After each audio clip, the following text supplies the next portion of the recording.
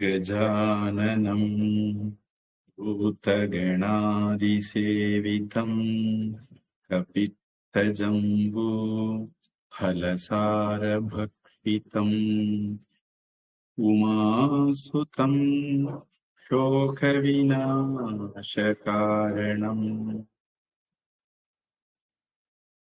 ईश्वरपादपङ्कजम् सरस्वति नमस्तुभ्यं वरदे कामरूपिणि विद्यारम्भं करिष्यामि सिद्धिर्भवतु मे सदा। गुरुर्ब्रह्मा गुरुर्विष्णुः गुरुर्देवो महेश्वरः गुरुः साक्षात् परं ब्रह्म तस्मै श्री गुरवे नमः। हरि ओम। குஹ பஞ்சரத்னம் எல்லார் கையிலையும் இருக்குன்னு நினைக்கிறேன்.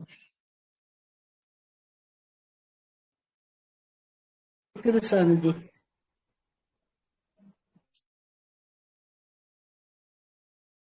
ஓங்கார நகர ஸ்தம் தம் நிகம அந்த வன ஈஸ்வரம் நித்யம் ஏகம் சிவம் சாந்தம் வந்தே குஹம் உமா சுதம்.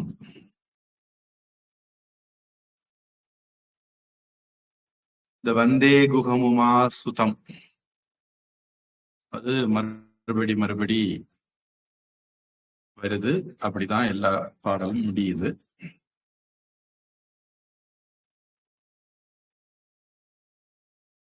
உமாசுதனான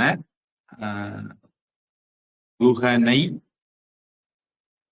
வணங்குகிறேன் அப்படின்னு தமிழ்ல சொல்லலாம். உமாசுதனை குஹனை வணங்குகிறேன் அப்படின்னு சம்ஸ்கிருதத்துல இருக்கு. வந்தே அப்படிங்கிறது வந்ததுனால எல்லாமே செகண்ட் கேஸ்ல வருது. ஓங்கார நகரஸ்தம் தம் நிகமாந்தவனேஸ்வரம் நித்யம் ஏகம் சிவம் சாந்தம். இம்முன்னு எல்லாம் முடிகிறது. சம்ஸ்கிருதத்துல செகண்ட் கேஸ குறிக்கலாம். இங்க குறிக்குது.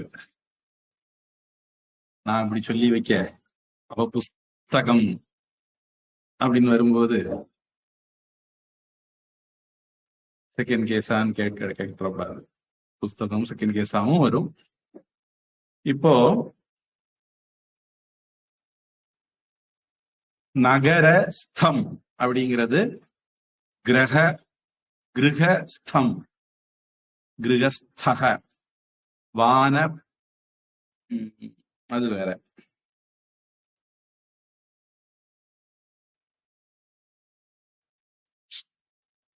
ஸ்த அப்படின்னா இருக்கிறது,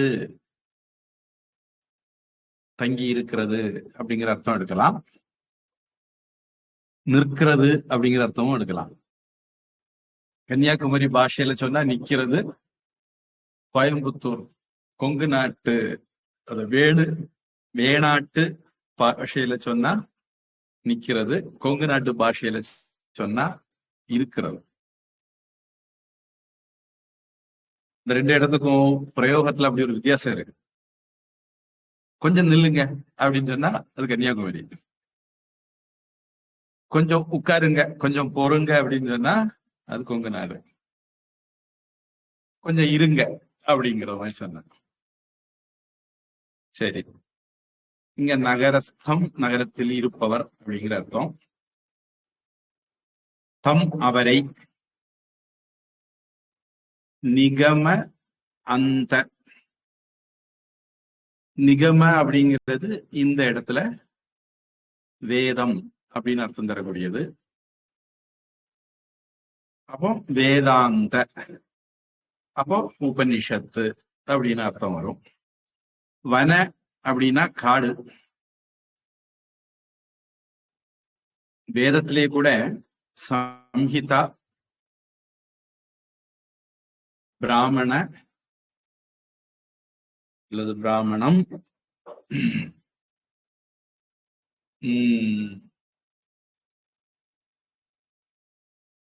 ஆரண்யகம், உபனிஷத் அப்படி கூட நாளா பிரிப்பாங்க. இங்க உபனிஷத்து அப்படிங்கிற காடு, நிகமாந்த வன, ஈஸ்வரம் அதற்கு தலைவர், அது கரைச்சு குடிச்சவர். நித்தியம் என்றும் உள்ளவரை, ஏக்கம் ஒன்றேயாக இருப்பவரை, சிவம் மங்களமானவரை, சாந்தம் சாந்தமானவரை,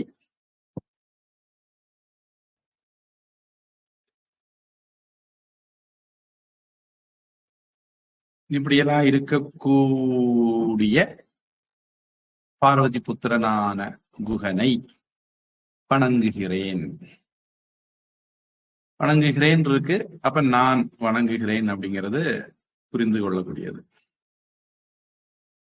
தமிழ் சம்ஸ்கிருதத்துக்கெல்லாம் அந்த மாதிரி உண்டு. வினை சொல்லு எந்த காலம், எத்தனை பேரு அப்படிங்கிறதெல்லாம் காட்டிடும். எந்த பர்சன், அதாவது தன்மையா, முன்னிலையா, படற்கையா அப்படிங்கிறதெல்லாம் காட்டும். அதனால இங்க வணங்குகிறேன் அப்படிங்கிற வார்த்தையிலிருந்து நான் வணங்குகிறேன்னு புரிஞ்சுக்கலாம்.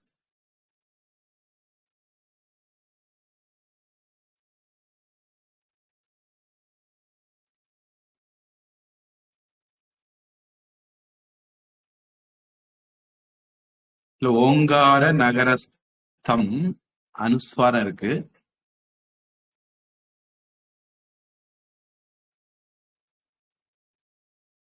இது உங்களுக்கு அனுப்பியிருக்கிற காப்பி அக்ஷரமுக்கி கண்டுபிடிக்கிறதுக்கு முன்னாடி உள்ளதுன்னு நினைக்கிறேன். அதனால உங்க இதுல அது அனுஸ்வாரங்கிறது இந்த சிங்கிள் கொட்டேஷன் போட்டு வழக்கமா காட்டுறது மாதிரி காட்டல. அதனால அது அனுஸ்வாரம். அடுத்தது தா வந்திருக்கு. அப்ப அனுஸ்வாரம் என்ன ஆகும்? இன்னுன்னு வரும் குருஜி. தக்காரத்துல வரக்கூடிய மூக்கெழுத்து இன்னு அப்படின்னு வரும். நகரஸ்தன் தம், அந்த இடத்துல நம்ம மூச்சு எடுக்க போறோம். அதனால நம்ம தம் அப்படின்னு இம்மாக்க போறோம். அடுத்தது நிகம அந்த, நிகமாந்த, வேத வேதாந்த ஆகிறது மாதிரி அகசவர்ணே தீர்க்க, குறிலும் குறிலும் இணைஞ்சு நெடிலாகும். நிகம அந்த நிகமாந்த வன ஈஸ்வரம். இது நம்ம இதுவும் பார்த்திருக்கோம்னு நினைக்கிறேன். நீங்க கொஞ்ச நாள் ஆச்சு, மறந்துருக்கலாம்னால நானே சொல்றேன். ஆவும் ஈயும் சேர்ந்ததுன்னா ஏன்னு மாறும். அப்ப வன ஈஸ்வரம், வனேஸ்வரம். நித்தியம் ஏக்கம், இம்மு ஏவும் சேர்ந்து மேனாயி நித்தியமேக்கம், சிவம் சாந்தம். வந்தே குகம் அனுஸ்வாரம். அதுல ரொம்ப சரியா தமிழ் சம்ஸ்கிருதத்துல எழுதுறதா இருந்தா என்ன பண்ணிடுவாங்கன்னா குகமுமா சுதம்னு எழுதிடுவாங்க. என்னுடைய பாட்டத்திலையும் உங்க பாட்டத்துல ரெண்டுலயுமே பிரிச்சு எழுதியிருக்காங்க. உங்களுக்கு படிக்கிறதுக்கு எளிமையா இருக்கும். ஆனா பழைய காலத்துல டெக்னிக்கலா என்ன பண்ணுவாங்க, எங்கெங்க சேர்த்து எழுத முடியுமோ அங்கங்க சேர்த்து எழுதிடுவாங்க. பனை ஓலையில எழுத்தாணி கொண்டு எழுதணும். அதனால முடிஞ்ச வரைக்கும் எழுத்துக்களை சேர்க்க பார்ப்பாங்க. அண்மையில ஒரு வார்த்தை பார்த்தேன் சம்ஸ்கிருதத்துல, 5 எழுத்து சேர்ந்து ஒரு எழுத்து, அப்படி ஒரு எழுத்து பார்த்தேன். அது மாதிரி குஹமுமாசுதம்னு நியாயமா வரும். நம்ம இப்ப படிக்கும்போது அப்படி ஆயிடும். ஆனா நம்ம பிரிச்சு போட்டிருக்கிறோம். குஹம் உமாசுதம், அந்த இம்மு ஊவோட சேர்ந்து மூ ஆயிடும். குஹம் உமாசுதம். உமாசுதம் வந்து உமையுடைய மைந்தன், அதனால அது காம்பவுண்டு. அது ஒரே வார்த்தை. நான் 2 வார்த்தையா பிரிச்சாலும் அந்த 2 வார்த்தை சேர்ந்த ஒரே வார்த்தை தான் அது. இதுக்கு ரெக்கார்டிங் வராது, விஜயலட்சுமி இல்லைன்னு நினைக்கிறேன். ஆனா நம்ம இந்த ரெக்கார்டிங்கை தான் நீங்க திருப்பி போட்டு கேட்டுக்கணும்.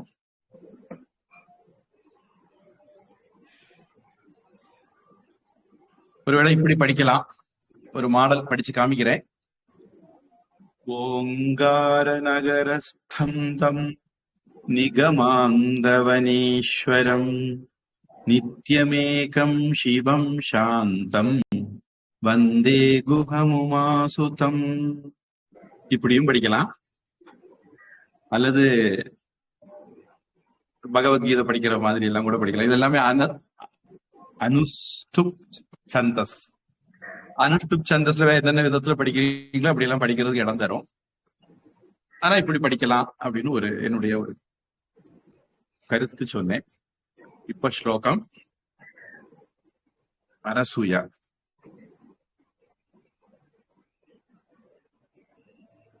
ஓங்கார நகரஸ்தந்தம்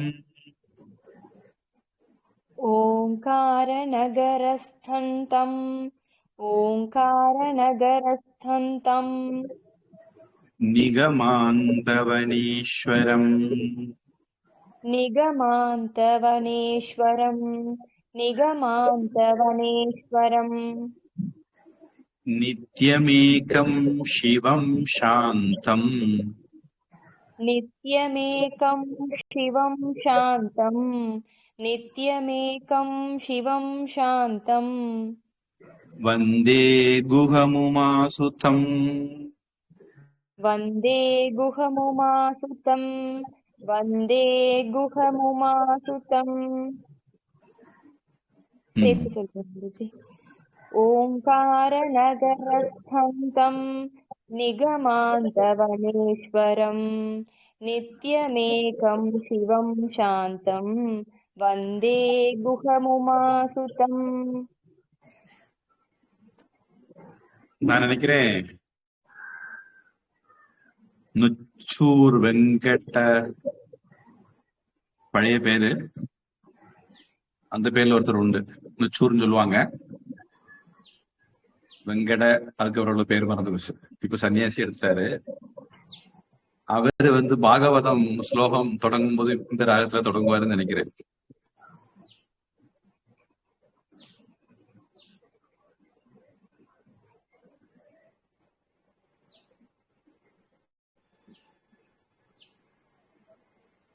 குமாரி உஷா.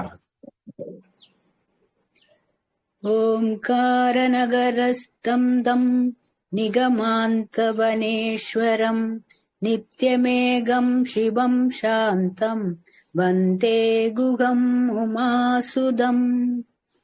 ஓங்காரநகரஸ்தம் தம் நிகமாந்தவனேஸ்வரம் நித்யமேகம் சிவம் சாந்தம் வந்தே குஹம் உமாசுதம். வைரமுத்து. ஓங்காரநகரஸ்தம் தம் நிகமாந்தவனேஸ்வரம் நித்யமேகம் சிவம் சாந்தம் வந்தே குஹம் உமாசுதம். ஓங்காரநகரஸ்தம் தம் நிகமாந்தவனேஸ்வரம் நித்யமேகம் சிவம் சாந்தம் வந்தே குஹம் உமாசுதம்.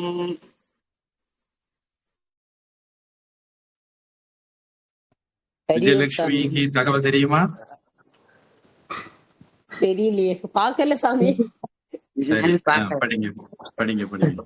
ஓங்காரம் நகரஸ்தம் தம் லிக்மந்தம் வனேஸ்வரம் நித்யமேகம் சிவம் சாந்தம் वन्दे गुहपुमासुदम् ओङ्कारं नगरस्थं दं निग्मन्दं वनेश्वरं नित्यमेकं शिवं सान्दं वन्दे गुहौमासुदम्.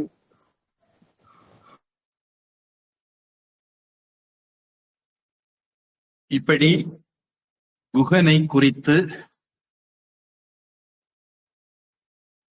5 ரத்தினங்கள் போல ஸ்லோகங்களை சொல்ல போறதுனால இதுக்கு குஹ பஞ்ச ரத்னம் அப்படின்னு பேரு. குஹன் அப்படிங்கிறது முருகன்னும் எடுத்துக்கலாம்.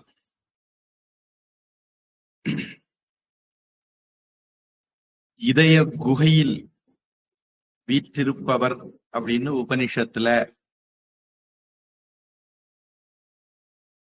கட்டோபனிஷத்துல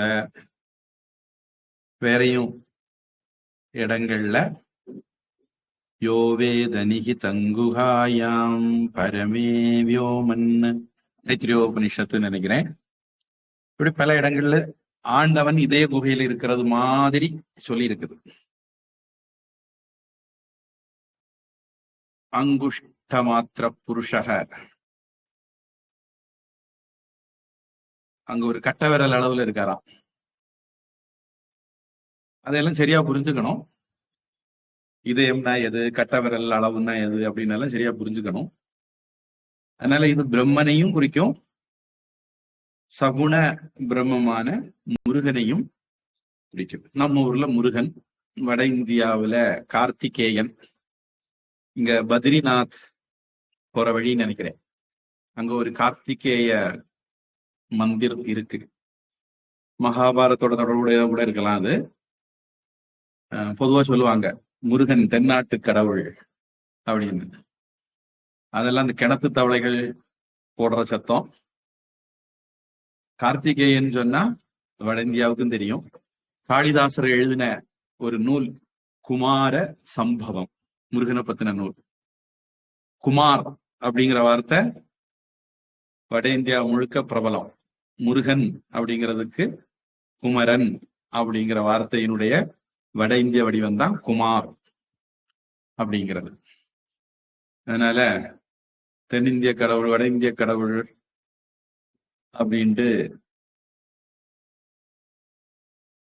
கூறுகட்டத்தனமா பேசுறதெல்லாம் கிணத்து தவளைகளுடைய வேலை. ஸ்கந்தன் அப்படிங்கிற பேருன்னு சொல்லுவாங்க.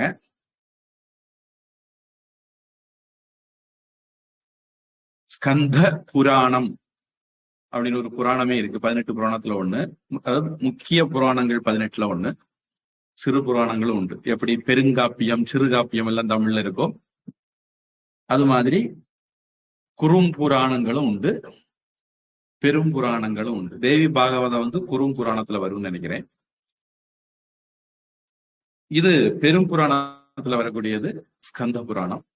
மட்டும் இல்ல, புராணங்கள்லயே பெருசு ஸ்கந்த புராணம் தானே. ஒரு சாமி சொல்லுவாரா, ஏதாவது ஒண்ணு எந்த புராணத்துல வருதுன்னு தெரியலைன்னா கந்த புராணத்துல வருதுன்னு சொல்லிருங்க, சரியா இருக்கும் அப்படின்னு. பொதுவா நாங்க வேதாந்தத்துல சொல்லுவோம், ஏதாவது ஒண்ணு எங்க வருதுன்னு தெரியலைன்னா பிருகதாரண்யக உபனிஷத்துல இருக்குன்னு சொல்லுங்க, சரியா இருக்கும் அப்படின்னு. ஏன்னா பிருகதாரண்ய உபனிஷத்து ரொம்ப பெருசு. அதே மாதிரி ஸ்கந்த புராணமும் ரொம்ப பெருசு. ரொம்ப பழமையான புராணம்னு பொதுவா விஷ்ணு புராணம் சொல்லப்படுது. ஆதிசங்கரர் அதுல இருந்துதான் கீதை, பகவத்கீதையில பகவான் அப்படிங்கிற வார்த்தைக்கு அர்த்தம் சொல்லும் போது 2 ஸ்லோகங்களை கோட் பண்றார். ஸ்கந்த புராணம் அளவுல பெருசு. இதுல இருந்து கொஞ்சத்தை எடுத்து பண்ணினது தமிழ்ல உள்ள கந்த புராணம். கச்சியப்ப சிவாச்சாரியார் எழுதின கந்த புராணம் இந்த கந்த புராணத்தினுடைய ஒரு சின்ன பகுதி. அதாவது முருகவார இடத்தை மட்டும் எடுத்து எழுதிக்கிட்டார். அதுக்கு முன்ன பின்ன எல்லாம் ஸ்கந்த புராணத்துல நிறைய கதை உண்டு. அண்மையில ஒரு மாதாஜி வந்திருந்தாங்க. அவங்கதான் இந்த புராணம் எங்க இருக்கு தெரியலைன்னா ஸ்கந்த புராணம் சொல்ல முடியாத சுவாரஸ்யமான தகவலை சொன்னது. அவங்க இன்னொரு விஷயம் சொன்னாங்க. இது ஒரு புராண கதை, உங்களுக்கு புதுசா இருக்குங்கிறதால சொல்றேன்.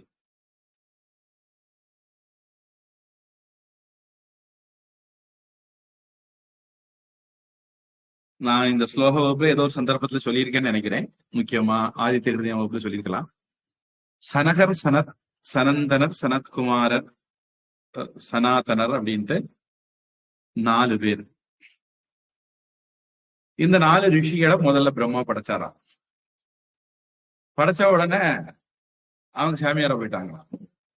என்னடா இது, சிருஷ்டிய பெருசு பண்ணலான்னு பார்த்தா 4 பேரும் சாமியாரா போயிட்டாங்களே அப்படின்ட்டு அதுக்கு பிறகு பிரம்மா கொஞ்சம் அழுக்கெல்லாம் நிறைய சேர்த்து சத்துவமா படைச்சிட்டோம், அதனால அப்படி போயிட்டாங்க, கொஞ்சம் அழுக்கெல்லாம் சேர்த்து படைப்போம் அப்படின்ட்டு படைச்சாராம். அது தக்ஷ பிரஜாபதிகள்.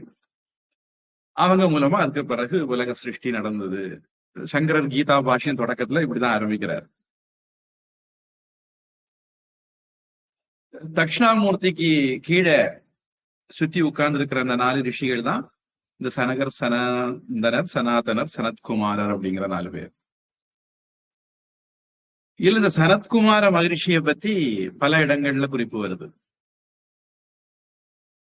சாந்தோக்கிய உபநிஷத்துல 8வது அத்தியாயத்துல 6வது அத்தியாயத்துல தத்துவமசி அப்படிங்கிற இது வருது. சுவாமி வணக்கம். ஹரியோம்மா, தூங்கிட்டீங்களா? நல்லா இருக்கீங்களா? நல்லா இருக்கேன். தூங்கிட்டீங்களான்னு கேட்டேன். தூங்கல, வெளியே போயிருந்தேன். இப்போ மைனி போன் பண்ணாங்க, அந்த ஆன் பண்ணேன். சரி சரி சரி. அப்போ நாரத மகரிஷி ரொம்ப கவலையில இருந்தாராம். அப்போ இந்த சனத்குமார மகரிஷிட்ட போய், நான் எப்படிப்பட்டவன் தெரியுமா, A to Z என்கிட்ட பட்டங்கள் இருக்கு. நட்சத்திர வித்யா, அக்ஷத்திர வித்யா, அஸ்வ வித்யா அப்படின்னு 64 கலையும் பட்டியல் போட்டு எல்லாத்துலயும் நமக்கு டாக்டரேட் தான். அப்படிப்பட்ட எனக்கு ஒரே கவலையா இருக்கு. சோகம் பகவக சோச்சாமி. இந்த சோச்சாமிங்கிற வார்த்தை பகவத்கீதையில இப்படிதான் உபதேசம் ஆரம்பிக்குதுங்கிறத கவனிச்சிருப்பீங்க. 2வது அத்தியாயம் 11வது ஸ்லோகம். அசோச்சானன்மசோச்சஸ்தம் பிரஜாவாதாம் பாஷசே அப்படின்னு தொடங்குது. அது மாதிரி அப்படிப்பட்ட நான் கவலைப்பட்டு இருக்கேன். படிச்சு கொட்டை போட்டவன், ஆனா எனக்கு சோகமா இருக்கு. படிக்கிறதுனால சோகம் போகாது. அப்படி சனத்குமார மகரிஷி சொல்லும் போது சரத்குமார மகரிஷி அவருக்கு பல விஷயங்கள் சொல்ற. நீ படிச்சதெல்லாம் வேஸ்ட், நாக்கு வழிக்க கூட உதவாது, நீ அறிஞ்சுக்கிட வேண்டியது அறியல, அதை அறிஞ்சுக்கோ அப்படின்னு சொல்லி கடவுளை பத்தி சொன்னார்னும். கற்றதனால் ஆய பயன் என் கொல் வாலறிவன் நற்றாள் தொழார் எனின்.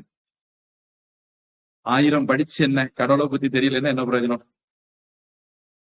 அப்படிப்பட்டவெல்லாம் விட்டு வைக்க கூடாது, பொண்ணை போற்றணும்னு வள்ளுவர் சொல்லுவாரு. அப்படிங்கிறது நம்ம வியாக்கியானம்.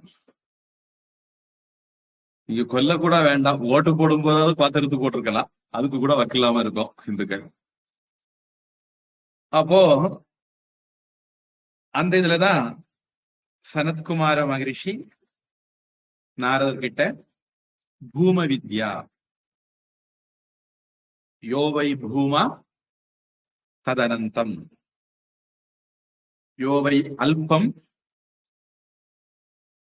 எது சின்னதா இருக்குதோ அது துக்கம் தரக்கூடியது, எது பெருசா இருக்குதோ அதுதான் ஆனந்தத்தை தரக்கூடியது அப்படின்னு எல்லாம் உபதேசம் பண்ணி நாரத மகரிஷி அவருடைய கவலையில இருந்து விடுவிக்கிறார். இது சனத்குமார மகரிஷியை பத்தி வரக்கூடிய ஒரு இடம். எனக்கு ஞாபகம் வரக்கூடிய இடம் மட்டும் சொல்றேன், நிறைய இடங்கள் இருக்கும்.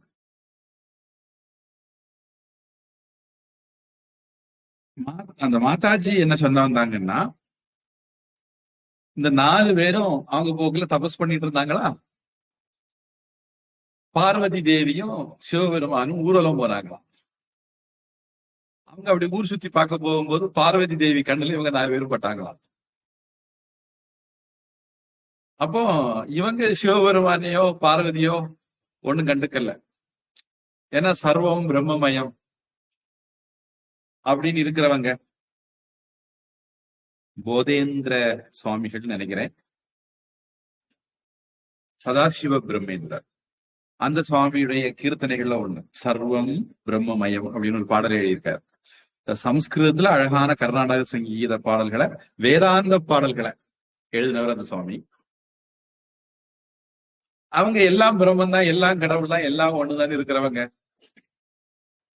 அவங்க போக்குல சமாதியில இருந்தாங்க. பார்வதி சிவனும் போகும்போது அவங்க கண்டுக்கல. பார்வதிக்கு அது சகிக்க முடியல. நான் யாரு, என் ஸ்டேட்டஸ் என்ன, இந்த மாதிரி கதைகள் எல்லாம்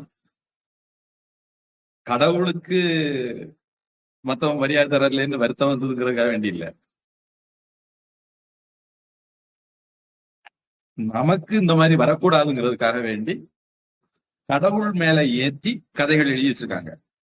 அதனால இந்த மாதிரி புராண கதைகள் எல்லாம் கேட்கும்போது இதெல்லாம் எனக்கு சொன்னதுன்னு புரிஞ்சுக்கிடணும், கடவுளுக்கு நடந்ததுன்னு புரிஞ்சுக்கிட கூடாது. அவன் என்ன மதிக்காம இருக்கான், நான் இந்த உலகத்துக்கே அம்மா உங்களையும் மதிக்கல, இவனுக்கெல்லாம் ஒரு பாடம் படிப்பிக்கணும் அப்படின்ட்டு சிவபெருமான் இருக்காங்க. சிவபெருமான் இருக்க போறாங்க, விடு, நீ எதுக்கு இதை பெருசு பண்ணிட்டு அவங்க போவா அப்படின்னு இருக்க.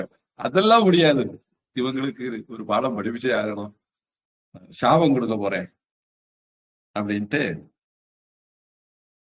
நீங்க எல்லாம் சண்டாளர்களாக போங்க அப்படின்னு சபிச்சுட்டாங்க. சபிச்சுட்டு போயிட்டாங்க. அப்புறம் கொஞ்ச நாள் கழிச்சு அவங்களுக்கு திடீர்னு ஒரு ஞானோதயம். நம்ம இது ஒரு 4 பயல்களை சபிச்சோமே, அவன் இப்ப எப்படி இருக்கான்னு பார்ப்போம். தன்னுடைய குற்றத்துக்கு வருந்தி மனசு மாறி இருந்தா ஒரு சாப விமோச்சனம் கொடுக்கலாம் அப்படின்ட்டு வந்தாங்க. வந்து பார்த்தா இவங்க உன்ன மாதிரியே இருந்துட்டு இருக்காங்க. பார்வதி தேவிக்கு பொறுக்கல. நான் உங்களை சபிச்சேனே, நீங்க இன்னும் திருந்தவே இல்லையே அப்படின்னு கேட்டாங்களாம். அதுக்கு இந்த முனிவர்கள் சொன்னாங்களா, முன்னாடியாவது எங்களுக்கு பிரம்ம முகூர்த்தத்துல எழும்பணும், குளிக்கணும், சந்தியாவந்தனம் பண்ணணும், பிராத சந்தியா, மாத்தியன்மிக சந்தியா, சாயம் சந்தியா, இப்படி லொட்டு லொசுக்குன்னு நிறைய பண்ண வேண்டியிருக்கு. ரொம்ப எங்கேஜா இருந்தோம். அது போக ஏதோ கொஞ்ச நேரம் தான் பகவத் ஸ்மரணத்துல சமாதியில இருக்க முடிஞ்சது. நிறைய பிக்கல் பிடுங்கள். அம்மா நீ கருணை கடல், உன்னுடைய கருணையினால எங்களுக்கு ஒரு பெரிய வரத்தை கொடுத்த, சண்டாளா போ அப்படின்னு. இப்ப எங்களுக்கு குளிக்கவும் வேண்டாம், நியம நிஷ்டைகள் ஒண்ணும் கிடையாது, அதை சாப்பிடணும் இதை சாப்பிடக்கூடாது ஒண்ணும் கிடையாது, கண்டதையும் சாப்பிடலாம், கண்டபடி இருக்கலாம். அதனால ரொம்ப ஃப்ரீயா நாங்க எங்க போக்கல கடவுள் நினைப்புல சமாதியில இருந்துட்டு இருக்கோம். நீங்க எங்களுக்கு காட்டின கருணையே கருணை. அதனாலதான் உங்களை தாயிற் சிறந்த தயாவான தத்துவனே, லலிதா சகஸ்ரநாமத்துல ஒரு வரி வரும்,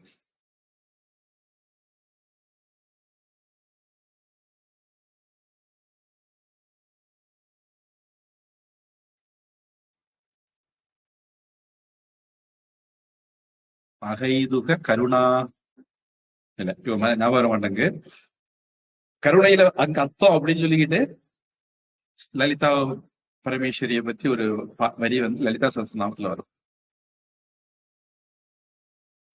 அப்படி சொல்லி உன்னுடைய கருணையே கருணை, நீ பண்ண அனுகிரகமே அனுகிரகம் அப்படின்னாங்க. பார்வதி தேவிக்கு சப்புன்னு போயிட்டது. நம்ம இவர்களுக்கு சாபம் கொடுத்தோம், நம்ம சாபத்தை இவங்க வரவா நினைச்சுக்கிட்டா. இதுவும் நமக்கு ஒரு பாடம். மத்தவங்க நமக்கு கெடுதல் பண்ணலாம், கெடுதல் நினைச்சு பண்ணலாம், நம்ம அதையே வரமா மாத்த முடியும் நாம நினைச்சா. அது நம்முடைய மனசுல இருக்கு. பார்வதிக்கு பொறுக்கல, ஒட்டகமா போங்கடா அப்படின்னு மறுபடியும் ஒரு சாபம் கொடுத்தாங்க. இன்னும் திருந்தல, புத்தி வரல அப்படின்னு கொடுத்துட்டு போயிட்டாங்க.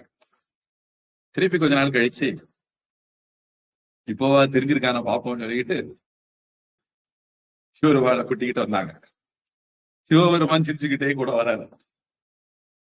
அவங்க முன்ன மாதிரியே இருக்காங்க. இப்போ சிவபெருமான் கட்டுக்கிடல, பார்வதி தேவியும் கட்டுக்கிடல.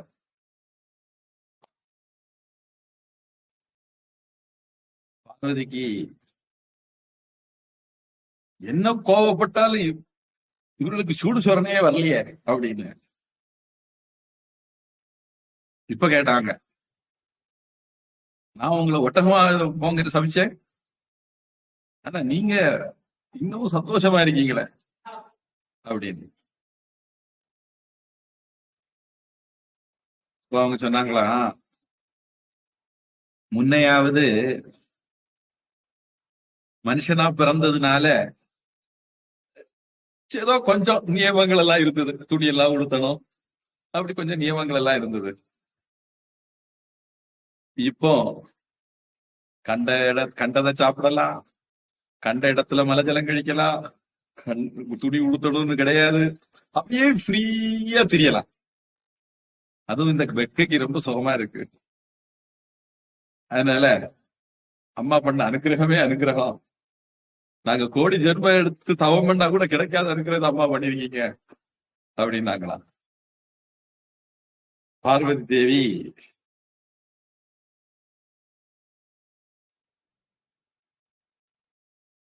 அவங்களுடைய தபஸ பார்த்து, ஞானத்தை பார்த்து மகிழ்ந்து போய் வரம் கொடுத்தாங்கன்னு. அதுல இந்த சனத்குமார மகரிஷிக்கு நீ எனக்கு பிள்ளையா பிறப்ப அப்படின்னு வரம் கொடுத்தாங்கன்னு. அந்த சனத்குமாரர் தான் ஸ்கந்தனாக அவதரித்தார் அப்படின்னும் ஒரு புராண கதை. அநேகமா இந்த ஸ்கந்த புராணத்துல வரக்கூடிய கதை. சனத்குமாரருக்கும் முருகனுக்கும் குமரனுக்கும் ஒரு லிங்க் இருக்குது அப்படிங்கிற விஷயம் ஏற்கனவே கேள்விப்பட்டிருந்தேன். இந்த கதை இப்ப இந்த அம்மா மூலமா, மாதாஜி மூலமா கேள்விப்பட்டேன். கதை ஏகதேசம் சரியா சொல்லிட்டேன்னு நினைக்கிறேன், கேட்டது மாதிரி. இப்படி முருகனுடைய அவதாரம் நடந்தது. சனத்குமார மகரிஷி தான் முருகனாக பிறந்தது அப்படிங்கிற ஒரு கதையும் இருக்கு.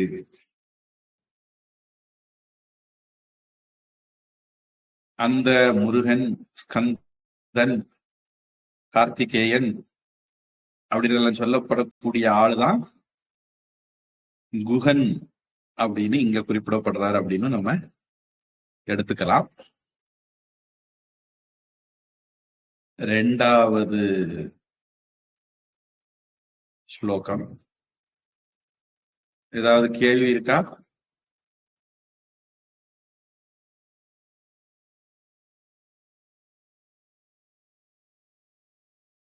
வாச்சாம்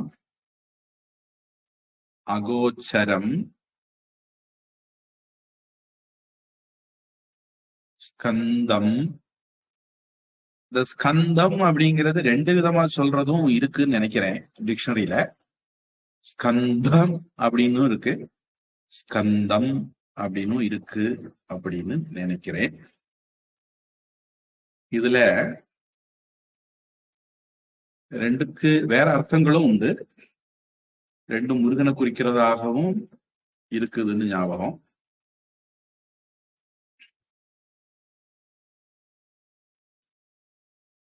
ஸ்கந்த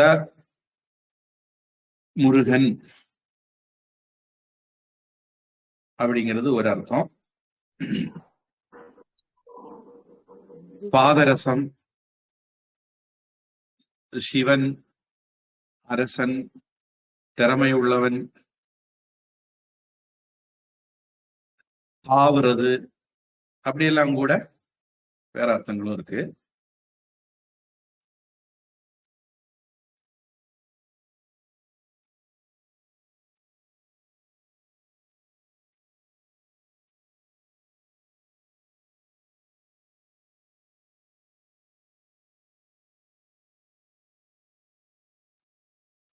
அல்லாம ஸ்கந்த, இது வாரியார் சுவாமி இந்த அர்த்தம் சொல்றாருன்னு நினைக்கிறேன்.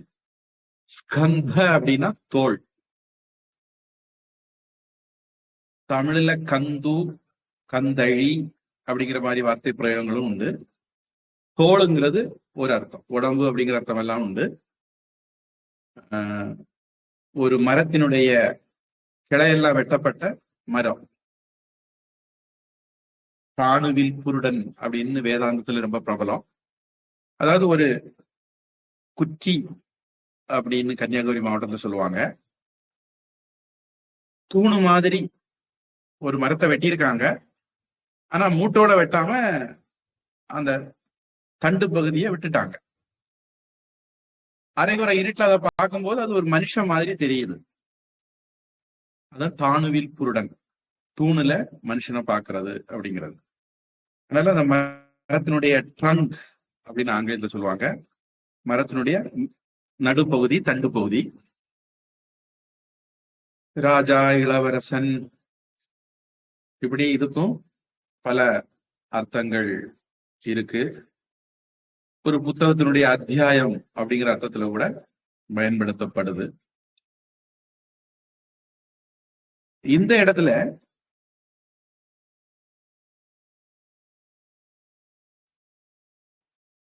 டிக்ஷனரியில இது முருகனை குறிக்குது அப்படிங்கிறது இல்ல. ஆனா முருகன் 6 சுடர்களாக பிறந்தாரு. அந்த கதையெல்லாம் உங்களுக்கு தெரியும் நினைக்கிறேன். அப்படி 6 சுடர்களாக பிறந்த முருகனை சிவனுடைய 6 முகத்துல இருந்து சத்யோஜாதம், வாமதேவம், கிம்புருஷம், அகோரம், அதோமுகம், இப்படி 6 விதமான, நான் நினைக்கிறேன் முன்னாடி சமய வகுப்புல தொடக்க நிலையில அல்லது இளநிலையில இந்த 6 பேரும் இருந்தது. பின்னாடி இளநிலைக்காரங்களை கஷ்டப்படுத்தக்கூடாதுன்னு முருகன் பாடத்தை இளநிலையில இருந்து எடுத்துட்டோம். அது தொடக்க நிலையில மட்டும்தான் இப்ப இருக்குன்னு நினைக்கிறேன். இளநிலையில இருந்த போது இந்த சிவபெருமானுடைய 6 முகங்களுடைய பேரும் அதுல இருந்தது. சில சமயங்கள்ல சமய பரீட்சையில கேள்வி வரும், அது பழைய கொஸ்டின் பேப்பர்னு புரிஞ்சுக்கணும். அப்ப முருகன் இப்படி 6 சுடராக பிறக்க அக்னி பகவான் தூக்கிட்டு போக, அவரை தூக்கிட்டு போக முடியாம நாணல், சரவணம் அப்படின்னா நாணல் புல்கள் உள்ள சரவண பொய்கை ஒரு தடாகத்துல அதை போட, அந்த 6ம் அங்க 6 குழந்தைகளாக, அது கங்கையினுடைய ஒரு கிளைன்னு கருதப்படுது. அங்க கார்த்திகை பெண்கள் 6 பேரும் அந்த குழந்தைகளை எடுத்து வளர்க்க, ஒரு குறிப்பிட்ட அளவு வளர்ந்த பிறகு, பழைய காலத்துல நம்முடைய சங்க இலக்கியங்கள்ல எல்லாம் இதை பார்க்க முடியும். உலகம் முழுக்க இருந்திருக்கலாம்னு தெரியுது. தலைவி அப்படின்னு சங்க இலக்கியங்கள்ல வரும். அந்த தலைவிக்கு அம்மா இருப்பாங்க, செவிலி தாய் அப்படின்னு ஒரு அம்மா இருப்பாங்க. அதாவது வளர்க்கிற அம்மா அப்படின்னு வேணா நம்ம எடுத்துக்கலாம். அதனுடைய சில சிக்னிபிகன்ஸ் இப்படி எல்லாம் இருக்கலாம்.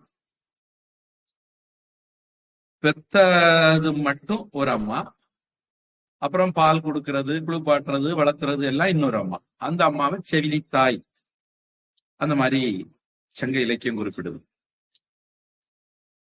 அது மாதிரி இங்க பார்வதி பெற கார்த்திகை பெண்கள்லாம் வளர்த்தது. அப்புறம் அவங்க ஒரு குறிப்பிட்ட வயசு வளர்ந்த பிறகு பார்வதி பார்க்க வராங்க. கைலாசத்துல இருந்து, நான் இப்ப இமயமலை பக்கத்துல தான் இருக்கேன், இமயமலையில இருந்து கைலாசத்துல இருந்து சரவண பொய்கைக்கு பார்வதி வராங்க. வந்த பார்வதி இந்த 6 குழந்தைகளையும் அப்படியே ஆவி அணைச்சாங்களாம்.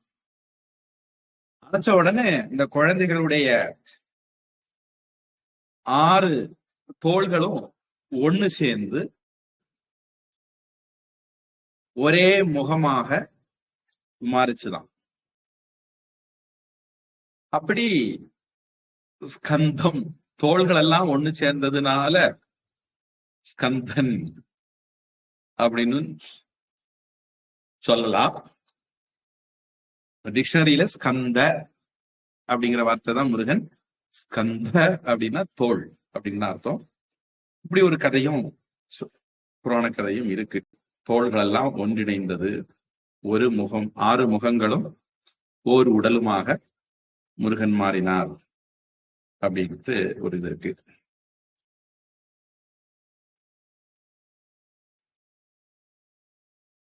சித் சித் உத்தியான ரெண்டு சேரும்போது சிதுத்தியான அப்படின்னு மாறும். இது தியான இல்ல, தியான. உத்தியான, சிதுத்தியான. அது தமிழ்ல பார்த்தா வித்தியாசம் தெரியாது. சமஸ்கிருதத்துல உத்தியானம் வேற, தியானம் வேற. இப்ப வாச்சாம் அகோச்சரம் சேரும்போது வாச்சாம் அகோச்சரம் ஸ்கந்தம். சித்து உத்தியான சிதுத்தியான. அந்த இத்து அப்படிங்கிற கடின எழுத்து அப்புறம் உயிரெழுத்து வந்ததுன்னா மென்மையா மாறிடும். அப்ப சிதுத்தியான மாறிடும். விகாரினம்.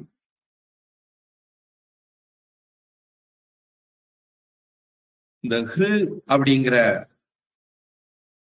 வேர்ச்சொல் ரொம்ப சுவாரஸ்யமானது. ஆகார நித்ரா பயமை துனஞ்ச.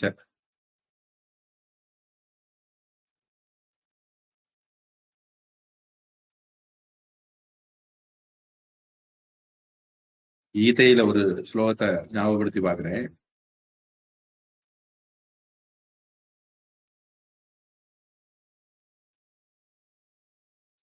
யுக்தாஹார விஹாரஸ்ய யுக்தசேஷ்டஸ்ய கர்மசு யுக்த சொப்னாவபோதஸ்ய யோகோ பவதி துக்கஹா. கொஞ்ச நாள் மூளை பயன்படுத்தாதனால துருபிடிச்சு போச்சு. 2 மாசம் பயன்படுத்தல. அதாவது எல்லாத்திலயும் அளவா இருக்கணும்னு பகவான் சொல்லும்போது அதுதான் யோகம், அதுதான் நிம்மதிக்கு வழி, அமைதிக்கு வழி, சந்தோஷத்துக்கு வழின்னு சொல்லும் போது யுக்தாகார விகாரஸ்ய அப்படின்னு பகவான் சொல்றார். தஹ்ருங்கிற வார்த்தை அதுல இருந்துதான் ஹரி, ஹரன் அதெல்லாம் வருது. அடுத்தது அதுல இருந்துதான் அதுக்கு கூட ஆ சேர்த்தீங்கன்னா ஆகார சாப்பாடு. அதுக்கு கூட பி சேர்த்தீங்கன்னா விகார விளையாடுறது. அதுக்கு கூட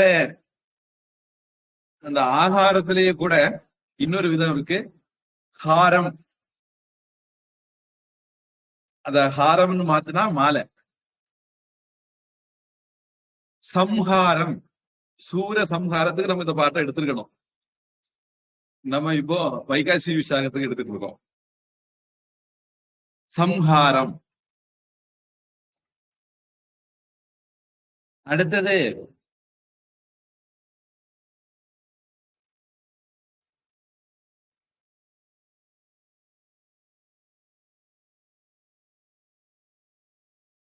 ஆகார விகார சம்ஹார பிரகார.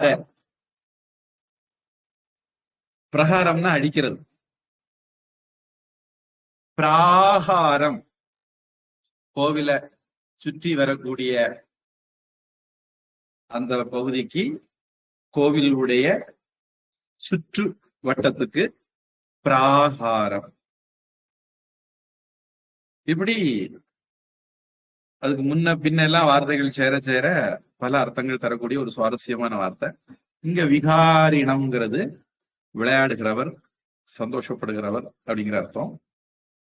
சித்து உத்தியான ஞான தோட்டத்துல விளையாடுறவர். வேதாந்த வன காட்டுல தலைவரா இருக்கிறவர், ஞான தோட்டத்துல விளையாடுகிறவர். அவருக்கு ஞானம்ங்கிறது உபநிஷத்துங்கிறது ஒரு விளையாட்டு மாதிரி. குருமூர்த்தி, குருமூர்த்தியாக இருக்கக்கூடியவர். இது நம்ம சுவாமிநாதன், அப்பனுக்கு பாடம் சொன்ன சுப்பையன், இந்த மாதிரி வார்த்தைகளை சொல்றோம். சிவபெருமானுக்கு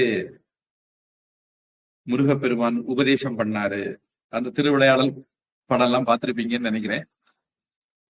இல்லைன்னு அது இனி பார்த்தாலும் சரிதான். நல்ல அப்பாவுக்கே குருவா இருந்தார். அப்பா குரு தட்சிணாமூர்த்தி, அவருக்கே இவரு குருவா இருந்தார், குருமூர்த்தி. மகேஷானம், ஈஸ்வரனை விட பெரியவரா இருந்தவர், அப்பாவோட பெரியவரா இருந்தவர் அப்படின்னு சொல்லலாம். இல்ல மகா ஈசனாக இருக்கிறவர் அப்படின்னு சொல்லலாம். வந்தே குகம் உமாசுதம்.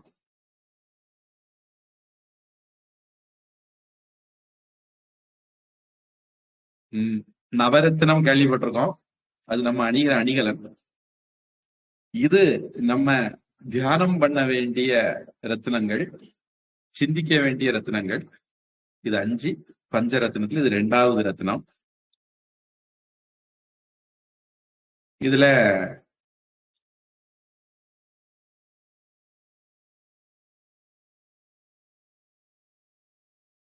சொல்லும்படியான சந்திகள் ஒன்றும் இல்லைன்னு நினைக்கிறேன். சொல்ல வேண்டியதை சொல்லிட்டே நினைக்கிறேன். இப்ப ஸ்லோகம். அனசூயா.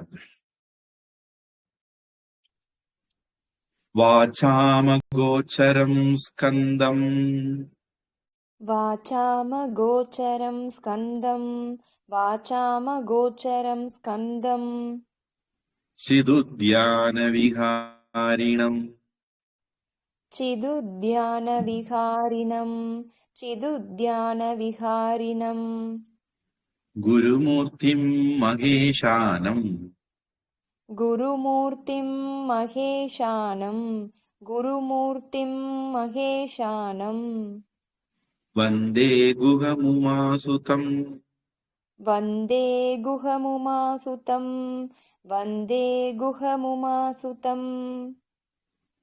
वाचामगोचरं स्कन्दं चिदुद्यानविहारिणं गुरुमूर्तिं महेशानं वन्दे गुहमुमासुतं वाचामगोचरं स्कन्दं चिदुद्यानविहारिणं गुरुमूर्तिं महेशानं वन्दे गुहमुमासुतं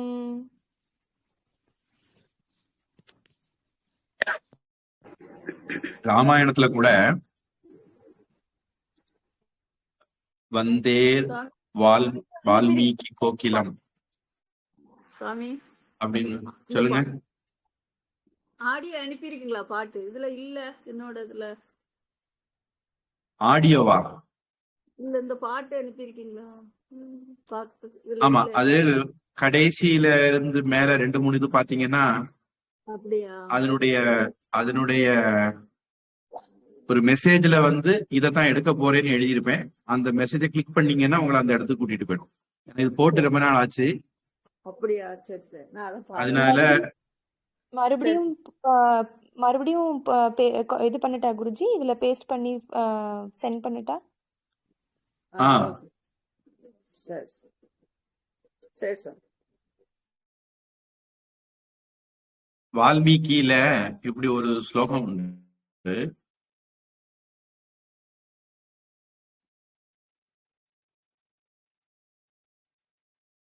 கூஜந்தம் ராம ராமேதி மதுரம் மதுராட்சரம் ஆருஹ்ய கவிதா சாகாம் வந்தே வால்மீகி கோகிலம். இது வால்மீகி ராமாயணத்துல வரக்கூடிய ஸ்லோகம். அதுவும் இப்படிதான் படிப்பாங்க. அதனுடைய தாக்கத்துல சொன்னா இல்ல நொச்சூர் வெங்கட்ராமன் தாக்கத்துல சொன்னாங்கிறது தெரியாது. எனக்கு இந்த ராகம் வந்தது, அதை சொன்னேன். இப்போ குமாரி உஷா. வாசாமகோச்சரம் ஸ்கந்தம் சிதுத்யான விகாரிணம் குருமூர்த்திம் மகேஷானம் வந்தே குகம் உமாசுதம். வாசாமகோச்சரம் ஸ்கந்தம் சிதுத்யான விகாரிணம் குருமூர்த்திம் மகேஷானம் வந்தே குகம் உமாசுதம். இல்ல வாச்சாம் அகோச்சரம் அர்த்தம் சொன்னான்னு ஞாபகம் இல்ல. வாச்சாம்னா வாக்கிற்கு, அகோச்சரம் எட்டாதவர். மனோவாச்சாம் அகோச்சரம் அப்படிங்கிறது உபனிஷத். மனசுக்கும் வாக்குக்கும் எட்டாதவர் அப்படின்னு சொல்லும்.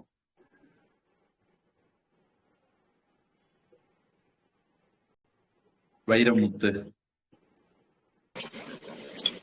பாசாமகோசரம் ஸ்கந்தம் சிதுத்யான விகாரிணம் குருமோதிம் மகேசானம் வந்தே குகம் உமாசுதம்.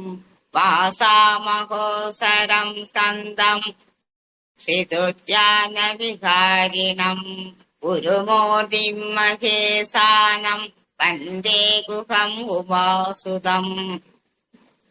இதுல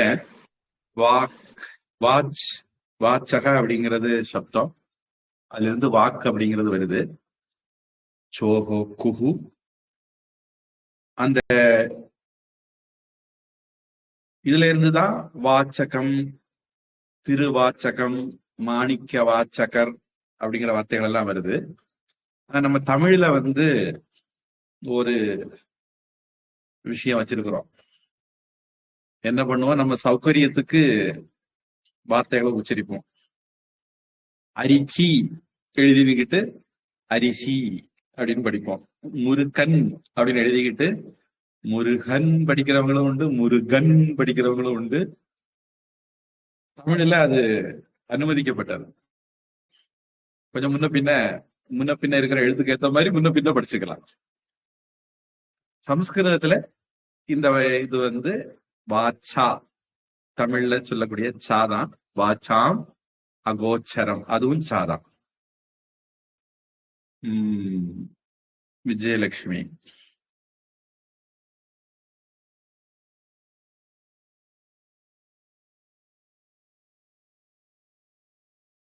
சுவாமி நான் தேடிட்டு இருக்கேன், கண்டுபிடிக்கல. அங்க மறுபடியும் எடுத்து போட்டிருக்கேன்.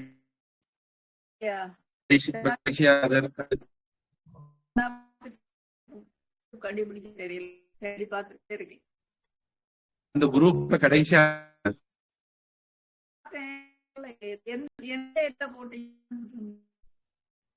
நீங்க எந்த குரூப்ல இப்ப ஜாயின் பண்ணிருக்கீங்களோ அது குரூப்.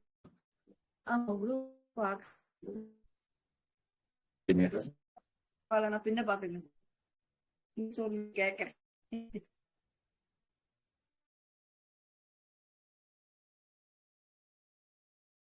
கவிதா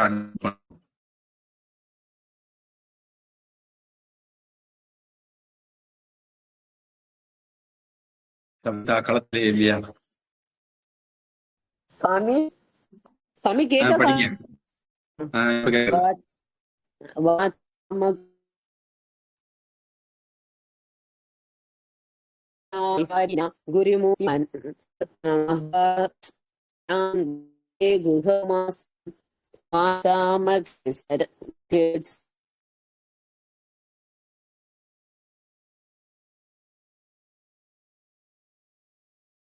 உமாசுதம்.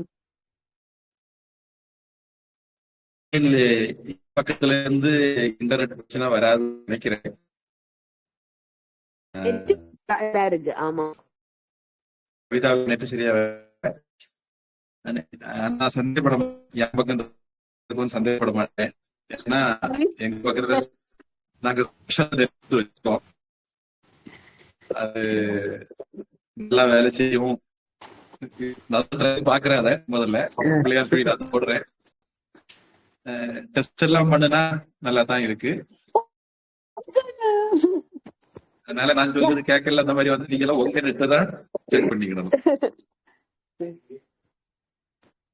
இப்போ விஜயலட்சுமி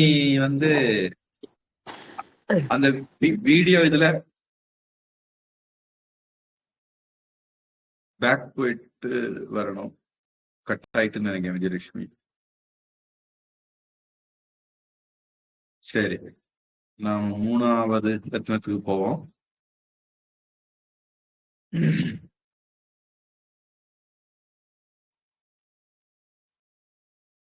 சத்து.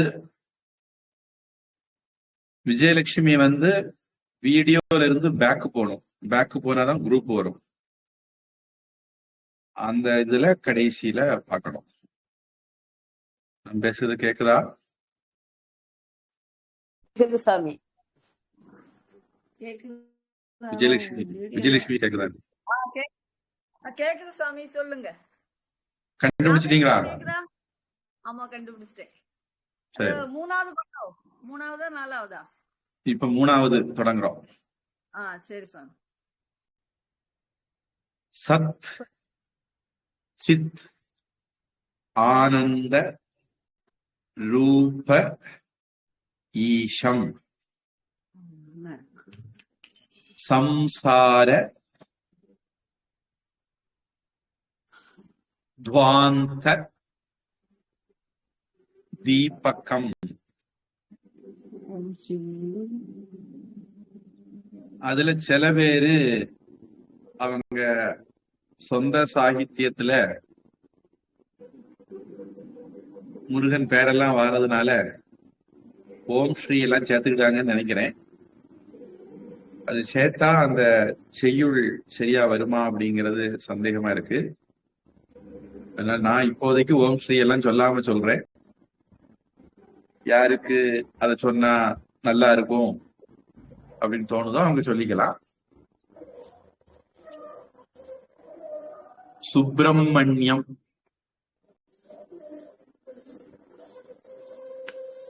அநாதி அந்தம் வந்தே குகம் உமாசுதம்.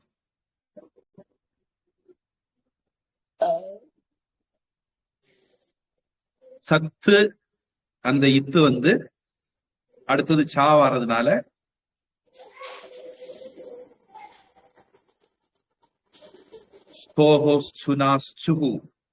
அப்படிங்கிற ஒரு கணக்குப்படி இந்த சாவினுடைய தாக்கத்தினால இச்சா மாறிடும். அப்ப சச்சித் அப்படின்னு மாறிடும். சித்து அந்த இத்து கடின எழுத்து முதல்ல தாவர்க்கம் சாவர்க்கத்துக்கு மாறிடுது.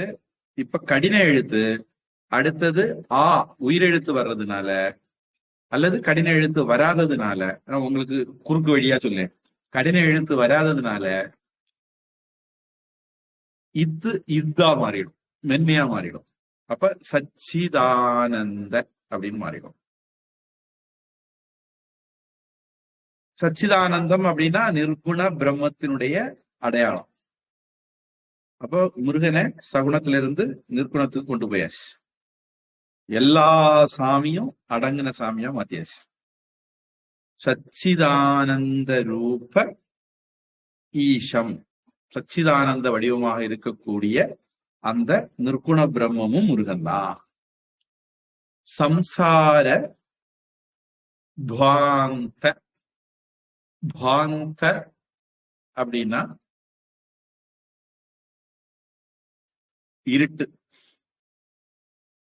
சம்சார இருட்டுக்கு தீபகம் விளக்கா இருக்கக்கூடியவர். சு பிரம்மண்யம், பிரம்மன், அதுல இருந்து வரக்கூடிய வார்த்தை பிரம்மண்யம். சுப்பிரமணியம், சுப்பிரமணியம்.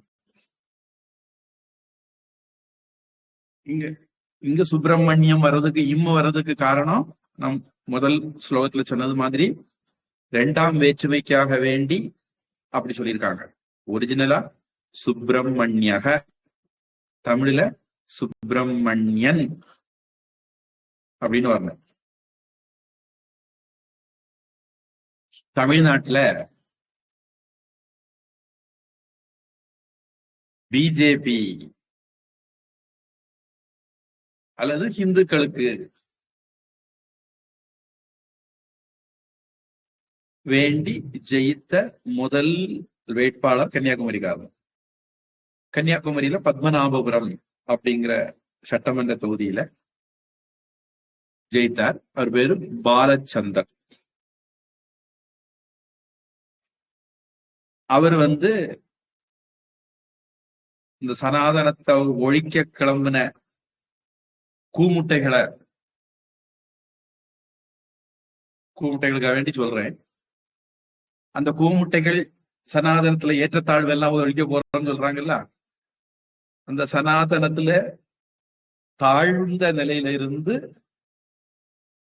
இந்து இயக்கங்களால் அங்கீகரிக்கப்பட்டு வேட்பாளராக நிறுத்தப்பட்டு ஜெயித்து சட்டசபைக்கு போனவர் இந்த பாலச்சந்தர்ங்கிறவர். நான் அவருடைய ஜாதியெல்லாம் சொல்ல விரும்பல. ஏன்னா இந்து மதத்துல ஜாதிங்கிறது ஏற்றத்தாழ்வுக்கான ஒரு விஷயம் இல்ல, அது ஒரு அடையாளம். இப்ப நான் ஆணு நீங்க பெண்ணு அப்படி அது ஒரு அடையாளம், இல்ல ஏற்றத்தாழ்வுக்கு ஒண்ணும் இடம் இல்லை. அத மாதிரி ஜாதிங்கிறது ஒரு அடையாளம். அவ்வளவுதான். அந்த ஒரு தாழ்ந்த திராவிட கூமுட்டைகள் கண் பார்வையில் அந்த தாழ்ந்தையிலிருந்து சட்டசபைக்கு அனுப்பப்பட்டவர் பாலச்சந்தர்னு பேர். அவருக்கு முன்னாடியா பின்னாடியான்னு எனக்கு கொஞ்சம் ஞாபகம் இல்லை, அநேகமா அவருக்கு பின்னாடி இருக்கும். குளச்சல் அப்படிங்கிற இடத்துல இருந்து காந்தி அடிகள் ஜெயிச்சிருக்கணும். இது சுதந்திர போராட்ட காந்தியடிகள் இல்ல, கன்னியாகுமரியில ஒரு காந்தி இருந்தார், எம்.ஆர். காந்தின்னு பேரு. கதர் சட்டை தான் போடுவார், ரொம்ப எளிமையா இருப்பார். அவர் குளச்சல் சட்டமன்ற தொகுதியில நின்று ஜெயித்தார். எம்ஜிஆர் ஆட்சி காலம் அது. அவருடைய ஆதரவுல எஃப்.எம். ராஜரத்னம்னு ஒரு கிறிஸ்தவ வேட்பாளர் நின்னார். கிறிஸ்தவ வேட்பாளரை ஜெயிக்க வைக்கிறதுக்காக வேண்டி அயோக்கியத்தனம் பண்ணி 800 வாக்கு வித்தியாசத்துல ஜெயித்த எம்.ஆர். காந்திய கள்ள வாக்கெடுப்பு அல்லது கணக்கெடுப்பு எடுப்பு நடத்தி தோக்கடிச்சாங்க. இல்லாட்டா 2வது ஜெயித்த இந்து வேட்பாளராக எம்.ஆர். காந்தி இருந்திருப்பார். அந்த பெருமை அவருக்கு கிடைக்கல. அப்புறம் அண்மையில போன எலெக்ஷன்ல அவரு நாகர்கோவில் தொகுதியில நின்று ஜெயித்து எம்எல்ஏ ஆயிட்டாரு. 1980 இருந்தே முயற்சி பண்ணிட்டு இருக்காரு. கிட்டத்தட்ட 45 வருஷம் ஆகுது. போன வருஷம் தடவை சட்டமன்ற தேர்தலில் எம்எல்ஏ ஆனார். அவருடைய கடின உழைப்புக்கும் உண்மைக்கும் நேர்மைக்கும் ஆண்டவன் அவரை எம்எல்ஏ ஆக்கிட்டான். இந்த தடவை தோத்து போனாரு. அவ்வளவு நல்லவரா இருந்தாலும் தமிழ்நாட்டுக்காரன் தோக்கடிச்சிருவான். காமராஜரை தோக்கடிப்பான், ராஜாஜியை தோற்கடிப்பான். நல்லவங்களை எல்லாம் தோக்கடிக்கதான் தமிழ்நாட்டுக்காரனுக்கு வேலை, தமிழர்களுடைய வேலை. அதுக்கு அடுத்து 2வது ஜெயிக்கிற வாய்ப்பு ஜெயிச்சு கோட்டை விட்டு கள்ளத்தனத்தினால கோட்டை விட்டு போச்சு. அதுக்கு அடுத்தது பத்மநாபபுரம் தொகுதியில வேலாயுதன் அப்படிங்கிற ஒருத்தர் ஜெயிச்சார். அப்ப கருணாநிதி ஆட்சி காலம். அவங்களால கோல்மால் எல்லாம் பண்ண முடியாத அளவுக்கு அதிக வாக்கு வாங்கி ஜெயிச்சிட்டார். அப்ப கருணாநிதி அவருடைய பேரை சட்டசபையில வேலாயுதம் அப்படின்னு சொன்னாரு போல. பொதுவா எல்லாருமே கன்னியாகுமரியிலேயே எல்லாருமே அவரை வேலாயுதம் தான் சொல்லுவாங்க. அந்த இன்னும் அப்படியே ஒண்ணுக்குள்ள ஒண்ணு கலந்துரும். அப்போ அவரு திருத்தினாரா, என் பேரு வேலாயுதம் கிடையாது, வேலாயுதம்னா முருகன் வச்சிருக்கக்கூடிய வேலுன்னு அர்த்தம். என் பேரு வேலாயுதன், வேலை ஆயுதமாக வைத்திருப்பவன், பகுவிரிகி காம்பவுண்ட், அது அன்மொழி தொகை. நான் ஏற்கனவே நம்ம வகுப்புல ஏதோ வகுப்புல சொல்லியிருக்கேன். 5 கரத்தினை, தூத்துக்குடி சினிமாவில் எப்படி வருதுன்னு கேள்விப்பட்டேன். நான் படம்னு பாக்குறதுல 5 கரத்தினை ஆனை முகத்தினை இந்தி நிலம்பிறை போலும் திணை அப்படின்னு அந்த பாட்டு போகுமா. ஆனா ஒரிஜினல் பாட்டு என்ன அப்படின்னா 5 கரத்தனை, கரத்தினை இல்ல கரத்தனை. கரத்தினைன்னு சொன்னா கையை கும்பிடுறேன்னு அர்த்தம். கரத்தனை அப்படின்னு சொன்னா அது பகுரீகி அன்மொழி தொகையா மாறி 5 கைகளை உடையவரைன்னு அர்த்தம் வரும். ஆனை முகத்தினை இல்ல, ஆனை முகத்தனை. ஆனை முகத்தை உடையவரை இந்தி நிலம்பிரை போலும் எயிற்றனை, எயிற்றினை இல்ல, பல்ல கும்பிடல்ல, தந்தத்தை கும்பிடல்ல, அந்த பல்லை உடையவரை, கொம்பு போன்ற பல்லை உடையவரை. அதனால இந்த உச்சரிப்பு ரொம்ப கவனம். நல்ல வேலாயுதன் எம்எல்ஏ வந்து கருணாநிதியை திருத்தினார், வேலாயுதன் இல்ல அப்படின்னு. தோவாளையில ஒரு குடி பையன் அங்க போன புதுசா பார்க்க வருவான், அவன் பேரும் அவனை எழுதுறது பேசுறது கூப்பிடுறது வேலாயுதன், வேலாயுதன் தான். வேலாயுதம் சொல்லப்படாது, வேதன் திருத்தி அப்படின்னு. அதனால சுப்பிரமணியன், நம்ம சுப்பிரமணியன் சாமி சொல்லிட்டு இருக்கோம். ஒரு ஆள சுப்பிரமணியன் சாமி செய்யறோம் தமிழுக்கு. இந்த சுப்பிரமணியம் அப்படிங்கிறது ரெண்டாவது வந்திருக்கு. சுப்பிரமணியம் அர்த்தம் சேரும்போது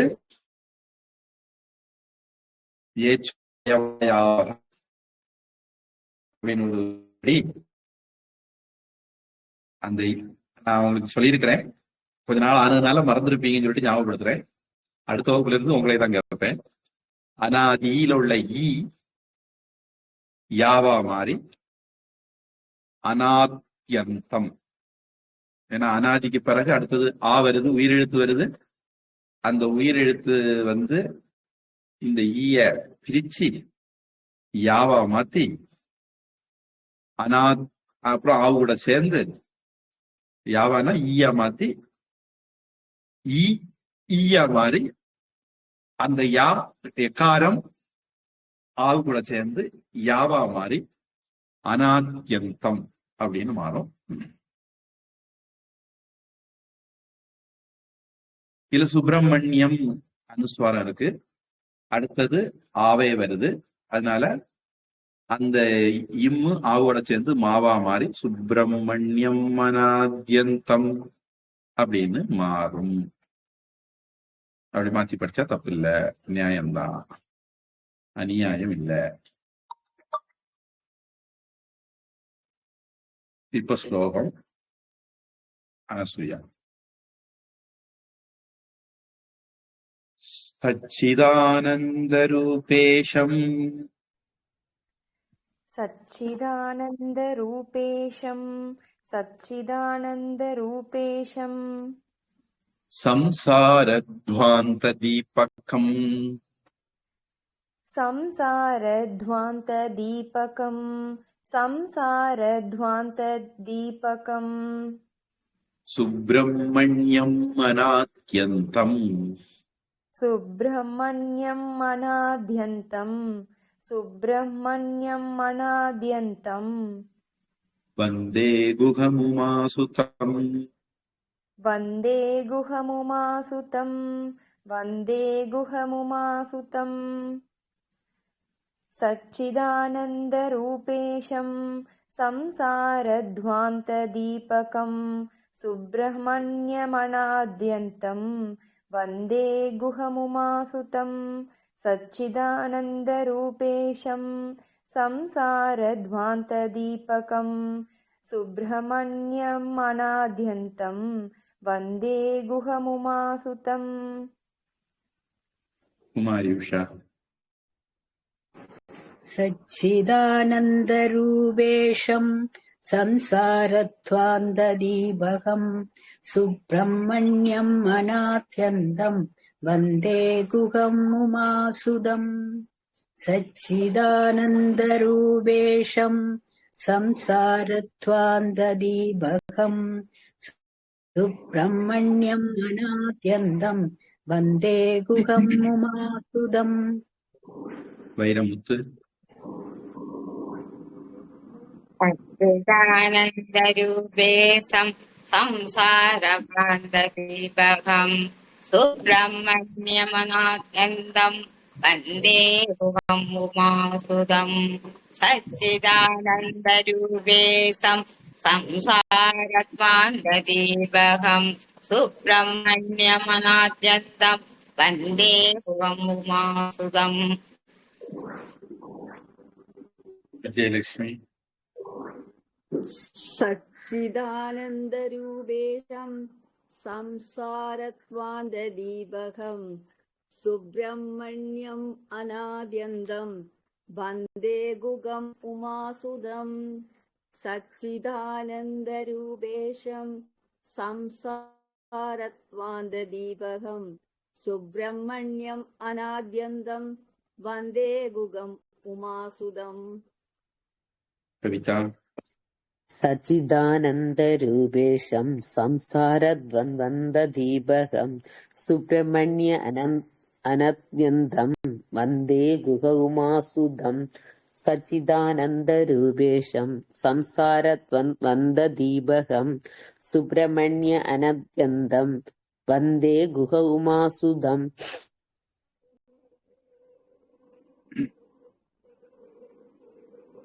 அந்த வேலாயுதம் கதையில முதல் இந்து வேட்பாளர் பாலச்சந்தர், பாலச்சந்தர்.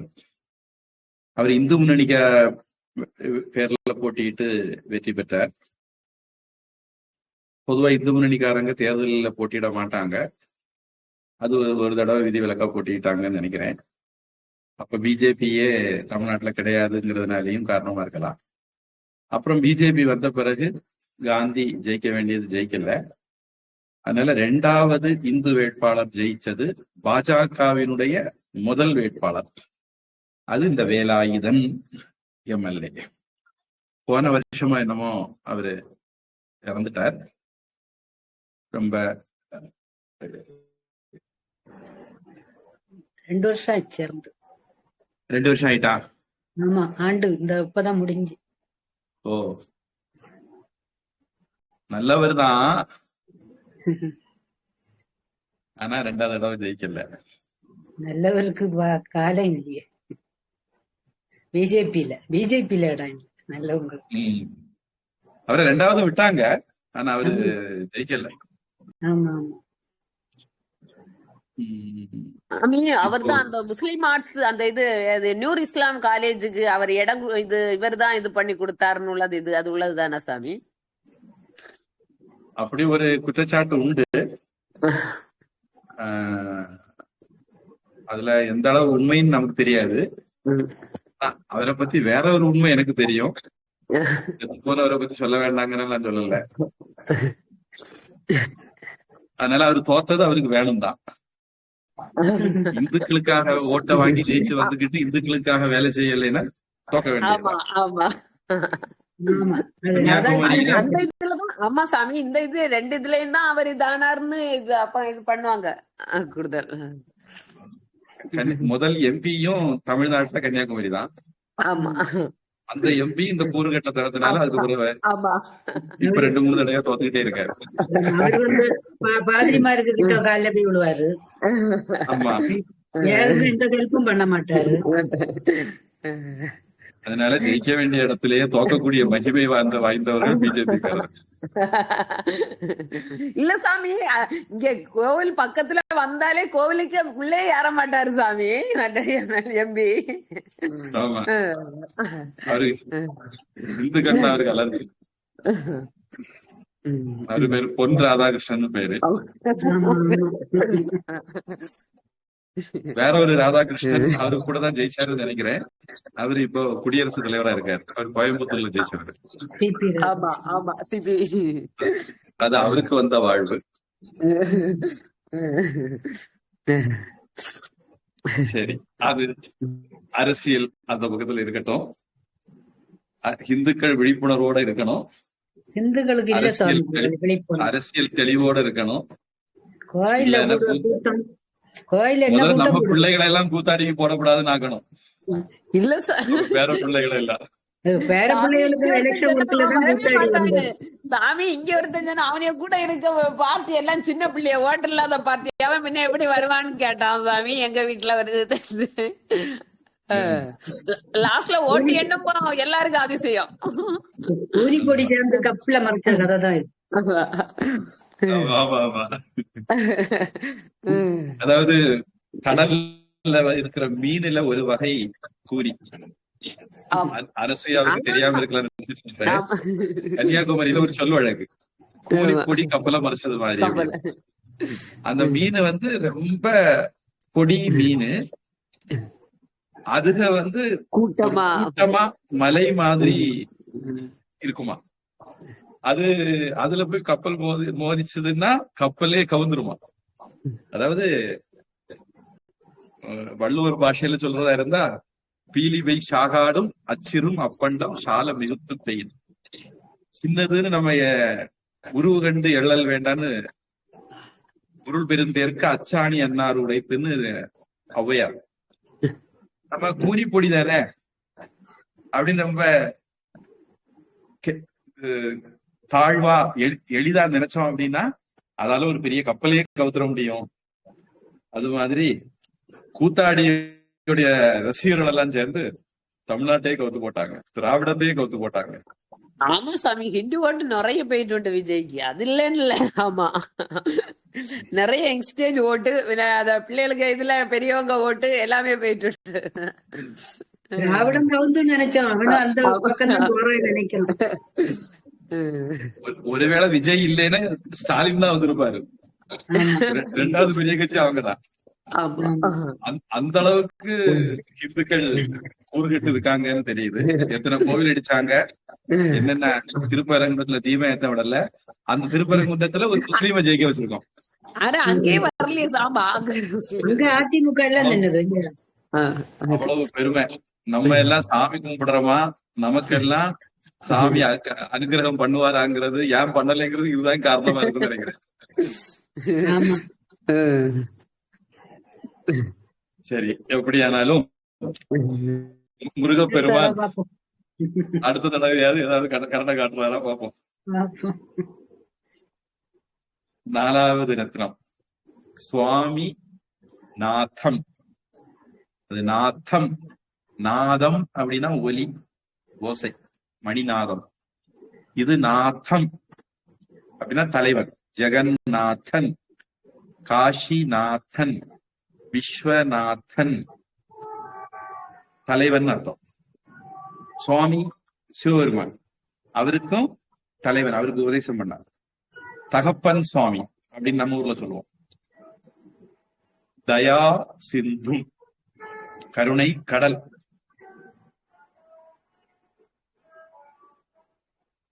அந்த லலிதா சஹஸ்ரநாம வார்த்தை அப்படி தொண்டை வரைக்கும் வந்துட்டு போகுது.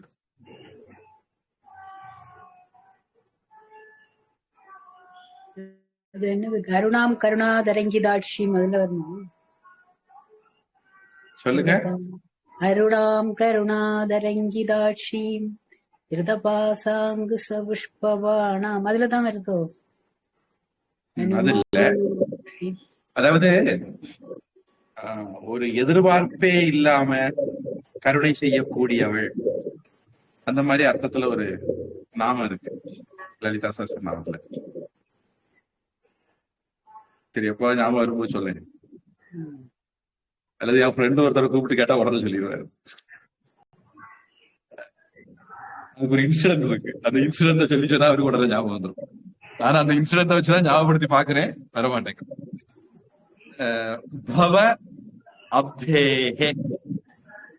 பவம் அப்படின்னா பிறப்பு இறப்பு கடல், அப்தீனா கடல். பவ அப்தேஹே பிறவி கடலுடைய தாரகம். பிறவி பெருங்கடல் நீந்துவர் நீந்தார் இறைவனடி சேராதார். தாரகம் தரணம் செய்கிறவர், கடத்தி விடுகிறவர். பிரபும் தலைவரை.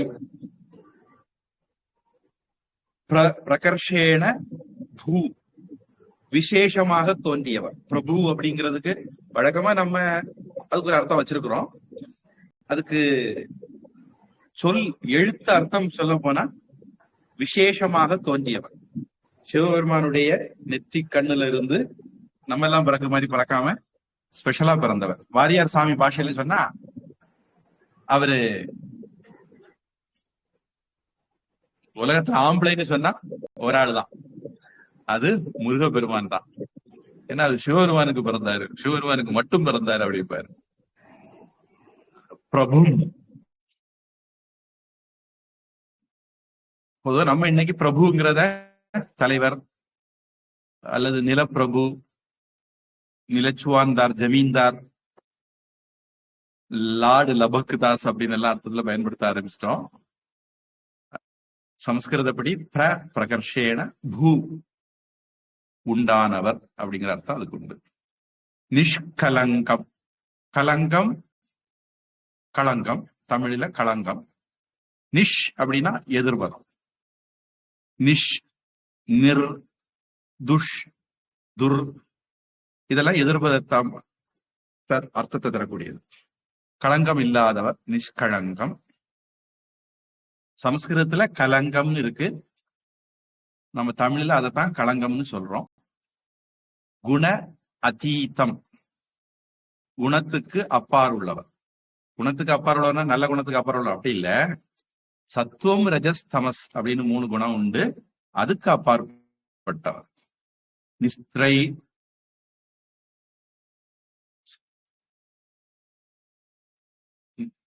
நிர்துவந்தோ நித்திய சத்வஸ்தோ நிர்யோக க்ஷேமாத்மவான். பகவத்கீதை 2ஆம் அத்தியாயத்துல இனிமேல் வரப்போகுது, கீதை படிக்கிறவங்களுக்கு சொல்றேன்.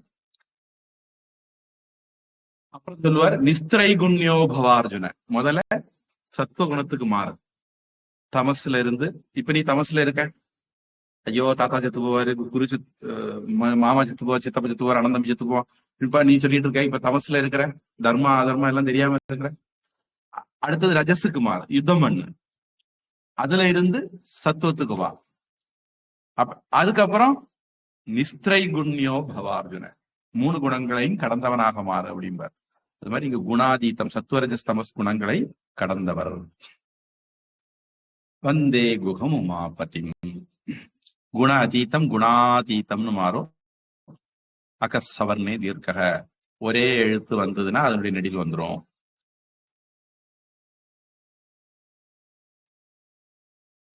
பவாப்தேஹே தாரகம், நியாயமா அது பவாப்தே, பவ அப்தேகே அகசவர்ணே தீர்க்கக, ஒரே எழுத்து நெடிலாய் மாறி. அப்தேகே விசர்க்கம் இருக்கு, அடுத்தது தா இருக்கு. அப்ப நம்முடைய ரூல்ஸ் படி என்ன ஆகும்?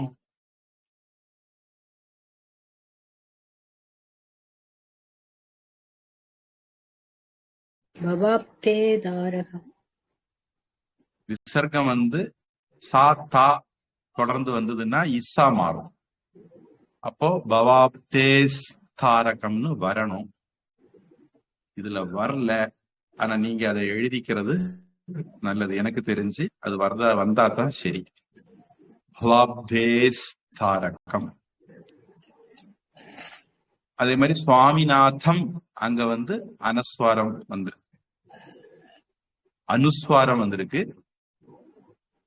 அந்த அனுஸ்வாரம் அடுத்தது தா வர்றதுனால அந்த தாவர்க்கத்தினுடைய மூக்கெழுத்து இன்னா மாறி சுவாமிநாதன் தயா சிந்தும் அப்படின்னு வரும். வேற எல்லாம் 2வது வரியில நிஷ்கலங்கம் அனுஸ்வாரம், அடுத்தது காவர்க்கம் வந்திருக்கு. அது அப்ப அதனுடைய மூக்கெழுத்து இங்கா மாறும். நிஷ்கலங்குணாதீதம். இது பிரிச்சு படிக்கும் போது ஒருவேளை சேர்த்து படிக்க ஆரம்பிச்சா இந்த குணாதீதம் அந்த அனுஸ்வாரம் அடுத்தது வா வருது, அந்த வாவை மூக்கால சொல்ற வாவா மாத்தி குணாதீதம் வந்தே குகம் அப்படின்னு மாறும். இப்போதைக்கு நம்ம மூச்சு விட்டுதான் படிக்க போறோம். மூச்சு எடுத்துதான் படிக்க போறோம், மூச்சு விட்டு படிக்கலாம். மூச்சை எடுத்து படிப்போம். கன்னியாகுமரி பாஷையில மூச்சு விடுவாங்க, தமிழ்நாட்டு பாஷையில மூச்சை எடுப்பாங்க. இப்போ ஸ்லோகம் அனசூயா. சுவாமிநாதன் தயா சிந்தும், சுவாமிநாதன் தயா சிந்தும், சுவாமிநாதன் தயா சிந்தும், பவாப்தேஸ்தாரகம் பிரபும், भवाब्धे स्तारकं प्रभुं भवाब्धे स्तारकं प्रभुं निष्कलङ्कं गुणातीतं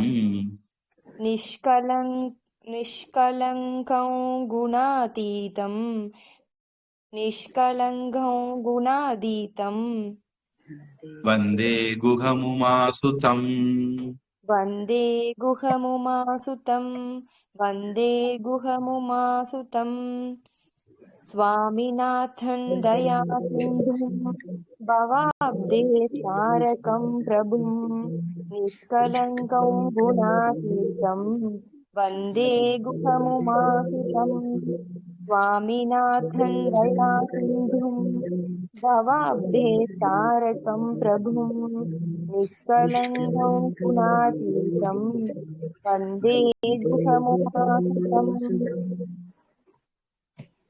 कुमारी उषा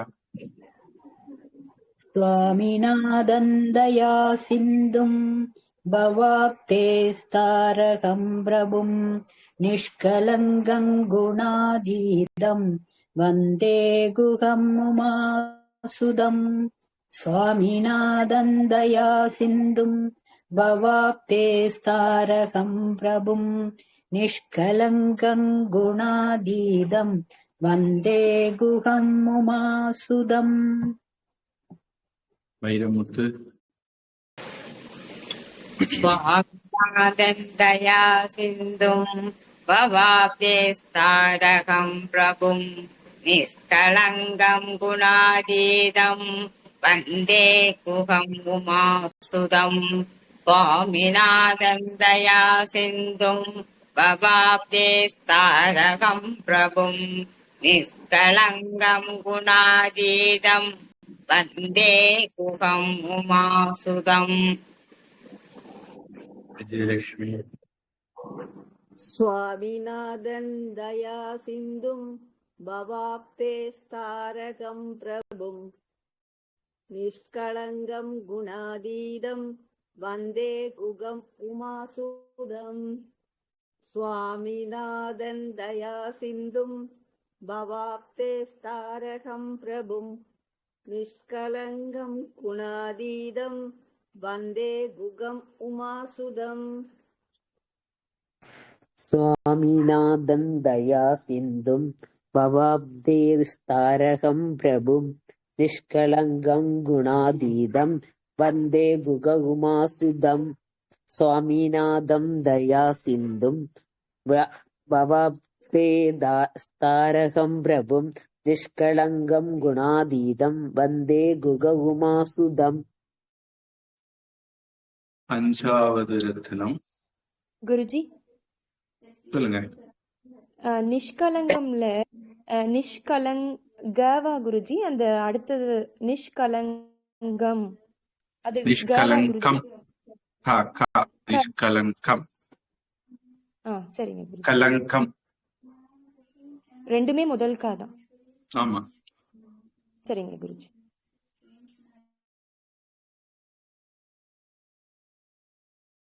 நிராகாரம்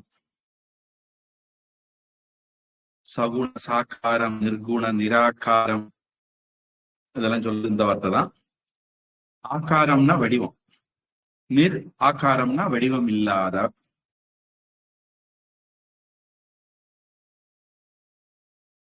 ச ஆகாரம்னா வடிவத்தோடு கூடிய.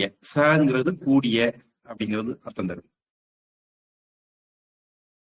ச லக்ஷ்மணம் லக்ஷ்மணனோடு கூட.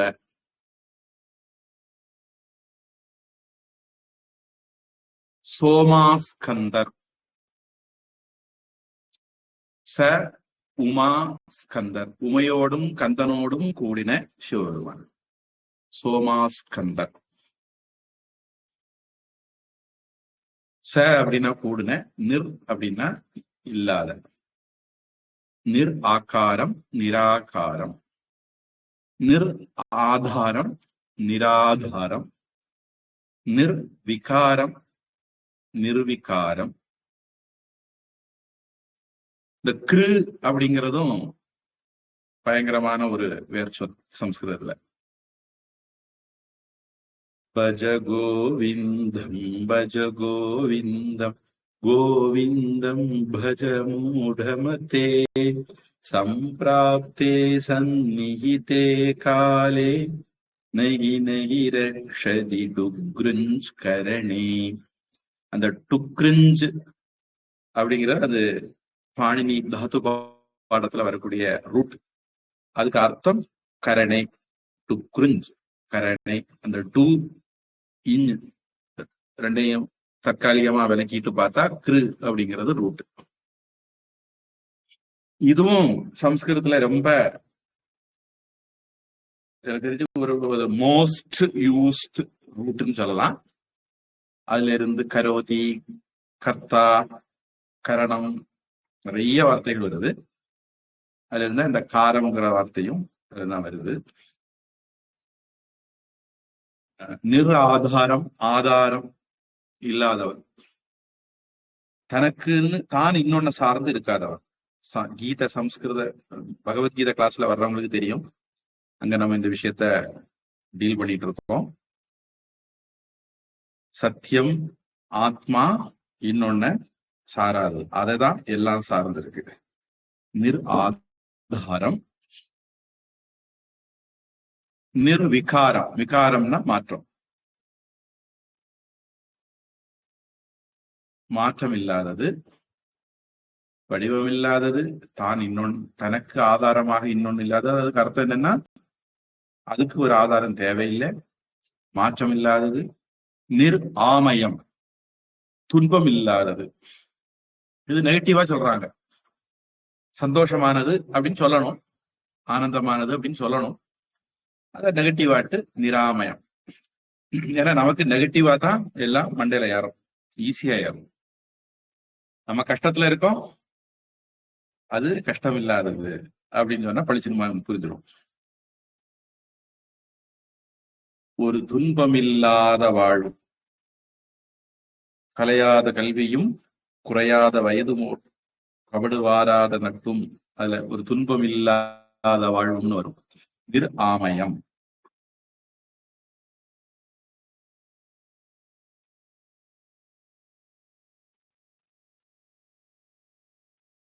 உங்களுக்கு தமிழ் மொழிபெயர்ப்புல அழிவற்றவன்னு போட்டிருக்குன்னு நினைக்கிறேன். அது அத்தனை சரியா இருக்காது அப்படின்னு தோணுது.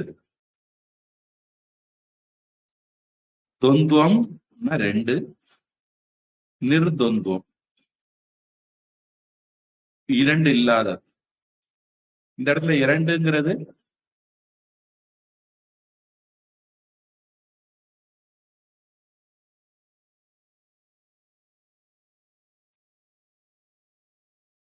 ரெண்டுன்னு அர்த்தம் கிடையாது. துவைத்தம் அப்படின்னா ரெண்டுன்னு அர்த்தம் கிடையாது, வேற வேறேன்னு அர்த்தம். இந்த இடத்துல ரெண்டுங்கிற வார்த்தைக்கு வேற வேறேன்னு அர்த்தம். நீங்க நான் ரெண்டு பேர், அதுக்கு அர்த்தம் என்னன்னா நீங்க வேற நான் வேற, கடவுள் வேற நாம ஜீவாத்மா வேற, ஒரு ஜீவாத்மாவும் இன்னொரு ஜீவாத்மாவும் வேற, ஜீவாத்மா வேற உலகம் வேற, கடவுள் வேற உலகம் வேற. அப்புறம் நம்மளை பொறுத்த வரைக்கும் ஒரு கடவுளும் இன்னொரு கடவுளுமே வேற. ஆனா துவைதத்துல அது கிடையாது எனக்கு தெரிஞ்சு. இப்படி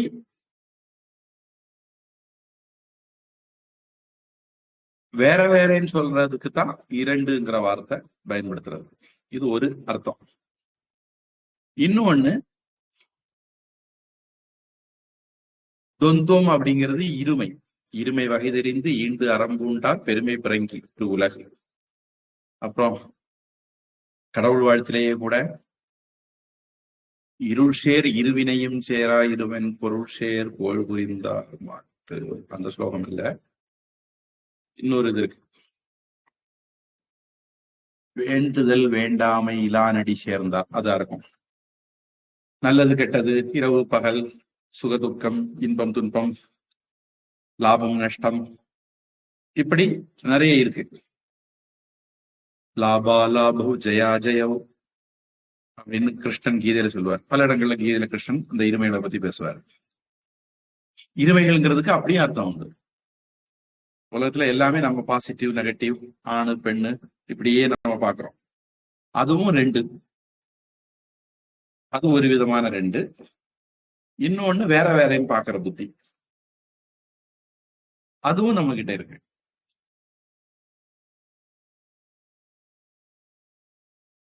இந்து வேற, இஸ்லாமியன் வேற, ஹிந்து வேற, கிறிஸ்தவன் வேற அப்படின்னு பார்த்துக்கிட்டு உலகம் முழுக்க மதம் மாத்திட்டு நடக்கிறாங்க.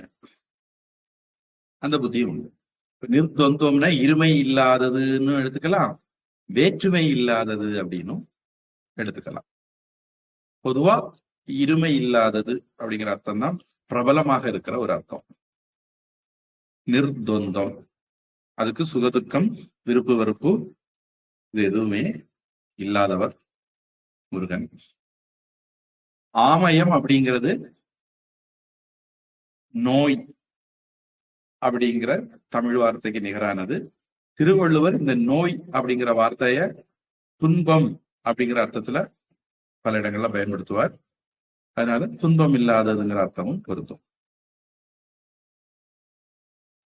நோய்ங்கிற தமிழ் வார்த்தைக்கு துன்பம்ங்கிற அர்த்தம் உண்டு. நோய் வந்தாலே நம்ம துன்பப்படதானே செய்யறோம். அதனால அது ரெண்டும் சினானிம் ஆயிடுச்சு.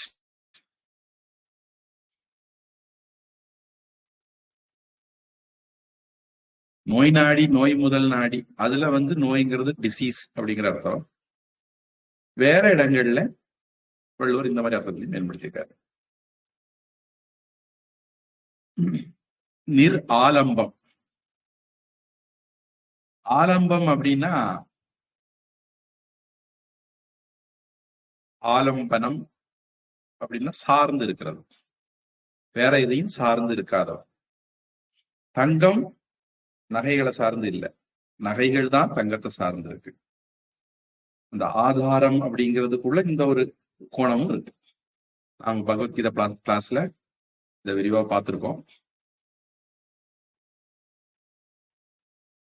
நிராலம்பம் வந்ததுனால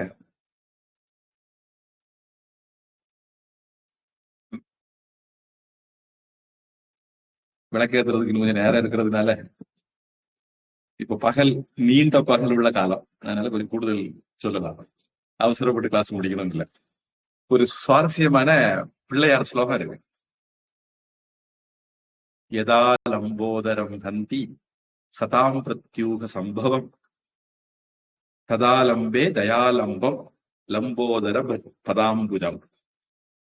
இதுக்கு யமகம் அப்படின்னு சமஸ்கிருதத்துல சொல்லுவாங்க. மத்வாச்சாரியருடைய மகாபாரதம் பத்தி ஒரு லிங்க் போட்டிருந்தேன். எங்க போட்டிருந்தேன், யாருக்கு போட்டிருந்தேன் ஞாபகம் இல்ல. அது உங்க குரூப்ல வந்திருந்தா கண்டிப்பா பகவத்கீதை குரூப்ல வந்திருக்குன்னு நினைக்கிறேன். அதுல அவர் யமக மகாபாரதம்னு ஒண்ணு எழுதியிருக்காருன்னு வரும். கிட்டத்தட்ட அதே மாதிரிதான் திருமூலர் எழுதுறதும். குருடினை நீக்கும் குருவினை கொள்ளார், குருட்டினை நீக்கும் குருட்டினை நீக்கா குருவினை கொள்வார், குருடும் குருடும் குருட்டாட்டமாடி குருடும் குருடும் குழி விழுந்தவாறு. சில வார்த்தைகள் திருப்பி திருப்பி வர்றதுக்கு யமகம் அப்படின்னு பேரு. மத்வாச்சாரியார் ஒரு மகாபாரதமே சுமார் 80 ஸ்லோகத்துல என்னவோ எழுதி வச்சிருக்கார். அது கிருஷ்ணன் மகாபாரதம் ரெண்டும் கலந்தது மாதிரி எழுதி வச்சிருக்காரு அப்படின்னு சுதாசேஷையன் சொல்லி அதுல கேட்டேன். அப்புறம் கவி காளமேகம், அவரும் இந்த மாதிரி எழுதுறதுக்கு வல்லவர். சித்திரக்கவின்னு அதை சொல்லுவாங்க பொதுவா தமிழ்ல. அதாவது வார்த்தைகள்ல விளையாடுறது. இந்த கணபதி ஸ்லோகம் அந்த மாதிரி. யதாலம்போதரம் ஹந்தி சதாம் பிரத்யூக சம்பவம் ததாலம்பே தயாலம்பம் லம்போதர பதாம்புஜம். இது ரிஷிகேஷ் ஆசிரம கோவில்ல பிள்ளையார் சந்நிதியில இந்த ஸ்லோகத்தை எழுதி வச்சிருப்பாங்க. அப்ப அங்க ஒரு பக்தர் திடீர்னு என்கிட்ட அதுக்கு அர்த்தம் என்னன்னு கேட்டார். நானும் அப்பதான் கோர்ஸ்ல சேர்ந்த புதுசு, எனக்கு தெரியாது அப்படின்னு சொல்லிட்டு அப்புறம் எங்க ஆச்சாரிய சாமிகிட்ட போய் கேட்டேன். கேட்ட பிறகுதான் தெரிஞ்சது அதுல ஆலம்பம் வார்த்தையை வச்சு அதுல வார்த்தை விளையாட்டு விளையாடி இருப்பாங்க.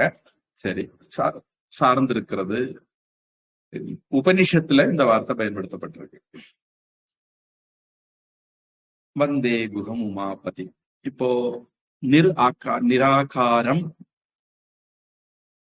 அனுஸ்வாரம், அடுத்தது நா வர்றதுனால நிராகாரம் நிராதாரம். அப்புறம் நிர்விகாரம், அடுத்தது நா வர்றதுனால நிர்விகாரம் நிராமயம். நிர்தொந்தஞ்ச அனுஸ்வாரம் சா வர்றதுனால சா வர்க்கத்தினுடைய மூக்கெழுத்து. தமிழ்ல மெல்லெழுத்துன்னு சொல்லுவோம், சம்ஸ்கிருதத்துல நாசிக்கான்னு சொல்றதுனால நான் மூக்கெழுத்துன்னு மாத்தி சொல்றேன். இப்ப சமஸ்கிருதம் படிச்சுட்டு இருக்கனால சமஸ்கிருதத்துல மெல்ல எழுத்துன்னு சொன்னா அதுக்கு கொஞ்சம் வேற அர்த்தம் எடுக்கிறதுக்கு வாய்ப்பு இருக்கு. மிருது எழுத்துக்கள்னு ஒரு வகை இருக்கு. அதனால நான் இந்த மாதிரி மெனக்கெட்டு மூக்கு எழுத்துன்னு சொல்லிட்டு இருக்கேன். நிருத்தொந்தஞ்ச சா அனுஸ்வாரம் இஞ்ஞா மாறிடும். வேற எல்லாம் அப்படியே. ஸ்லோகம் அனசூயா.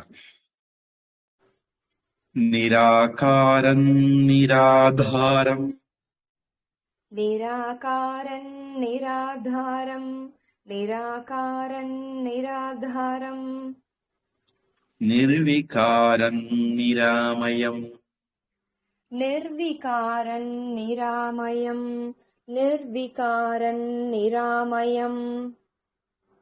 சரி, இன்னொரு குழப்பத்தையும் சொல்லிடுறேன். நான் காலேஜ் படிக்கிற வரைக்கும் இந்த விஷயம் எனக்கு தெரியாது. காலேஜ் படிச்சேனான்னு கேட்கக்கூடாது, நான் படிக்கல, கொஞ்சம் மழைக்கு ஒதுங்கினேன், அவ்வளவுதான். அதுல ஒரு தமிழ் வாத்தியார் சில விஷயங்கள் சொன்னார். அப்புறம் தான் நான் தமிழ் ஒழுங்கா பேச ஆரம்பிச்சேன். நான் சின்ன பிள்ளையா இருக்கும்போது சித்தப்பா வீட்டுக்கு போயிருந்தேன். என்கிட்ட வாழைப்பழம் வாங்கிட்டு வான்னு சொல்லி காசு தந்து அனுப்புறாங்க. அதான் அனுப்ப போறாங்க. அப்ப என்னவோ என்ன அந்த சின்ன பிள்ளைங்கிறதுனால சரியா போய் கடையில ப்ரெசென்ட் பண்ணணுமே, கடையில போய் என்ன கேப்ப சொல்லு அப்படின்னு கேட்டாங்க. நான் வாழைப்பழம் அப்படின்னு சொன்னேன். வாழைப்பழம் இல்ல, வாழைப்பழம் சொல்லு. ஒரு அரை மணிக்கூர் எனக்கு கிளாஸ் எடுத்தாங்க. அவங்களால என்ன திருத்த முடியல. அப்புறம் காலேஜ்ல வாத்தியாரு சொல்லிதான் அதுக்கு பிறகுதான் நான் திருத்தினேன். அவங்களுக்கு எப்படி எனக்கு சொல்லி தரதுன்னு தெரியல.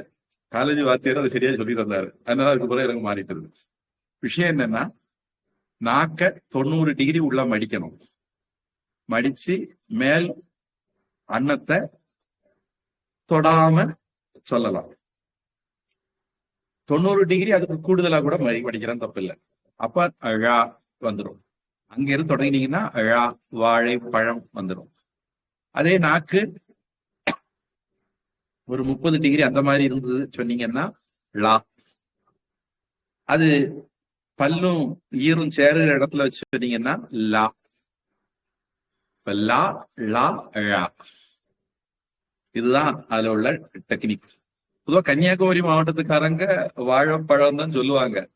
மதுரை மாதிரி வாழைப்பழம்னு சொல்றது இல்ல. இருந்தாலும் கன்னியாகுமரியில பிறந்திருந்தாலும் நமக்கு அது வரல, பிறகு வந்தது. கேரளாக்காரங்களுக்கு பொதுவா கரெக்டா வந்துருது, தமிழ்நாட்டுக்காரங்களுக்கு வர்றது இல்ல.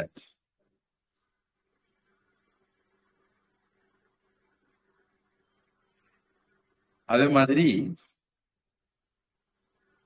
எப்படி லா லா ழா 3 வித்தியாசமான எழுத்துக்களோ, பழத்துலா கொளத்துலா கொலத்துலான்னு சொல்ல வேண்டாமோ, சொல்லாமலே உச்சரிச்சு காட்டிட முடியுமோ, அது மாதிரி தானா ரானா தானா எல்லாம் சொல்ல வேண்டிய அவசியம் கிடையாது. பல்லுக்கு இடையில நாக்க வச்சு சொன்னா நா, அப்படித்தான் சொல்லணும். நம்ம நாராயணன்னு சொல்றது இல்ல, நாராயணன்னு சொல்லுவோம். 30 டிகிரி நாக்கு உள்ள வந்துடும், ராணாவுக்கு போயிரும். பொதுவா நகார உச்சரிப்பு எல்லாமே நான் சொல்றவங்க மலையாளிகளை தவிர வேற யாரும் எனக்கு தெரிஞ்சு நான் சொல்றது இல்ல. மலையாளிகள் கரெக்டாக சொல்லுவாங்க, அதனால அவங்களுடைய அந்த உச்சரிப்பு கேட்கறதுக்கு மலையாளம் மாதிரி இருக்கும். நாராயணன். உதடு பல்லுக்கு இடையில நாக்கு, நுனி நாக்கு வரணும், வந்தாதான் தா நா. அப்படி இல்லைன்னா அது சரி கிடையாது. இது தமிழுக்கு, நான் அது சம்ஸ்கிருதத்துக்கு அப்ளை பண்றேன். அடுத்தது கொஞ்சம் மேல ஒரு 10-20 டிகிரி நாக்கு போய் மூக்கால சொல்லணும். சொன்னீங்கன்னா நா. இது ராணா, கடைசி எழுத்து. அப்புறம் ஒரு 90 டிகிரி நாக்க மேல கொண்டு போய் மூக்கால டா சொன்னீங்கன்னா, பல்லுக்கு இடையில நீ நாக்க வச்சு மூக்கால தா சொன்னீங்கன்னா நான். ஒரு 10-20 டிகிரி நாக்க தூக்கி வச்சுட்டு மூக்கால ரா சொன்னீங்கன்னா நான். 90 டிகிரி மேல தூக்கி வச்சுட்டு மூக்கால டா சொன்னீங்கன்னா நான்.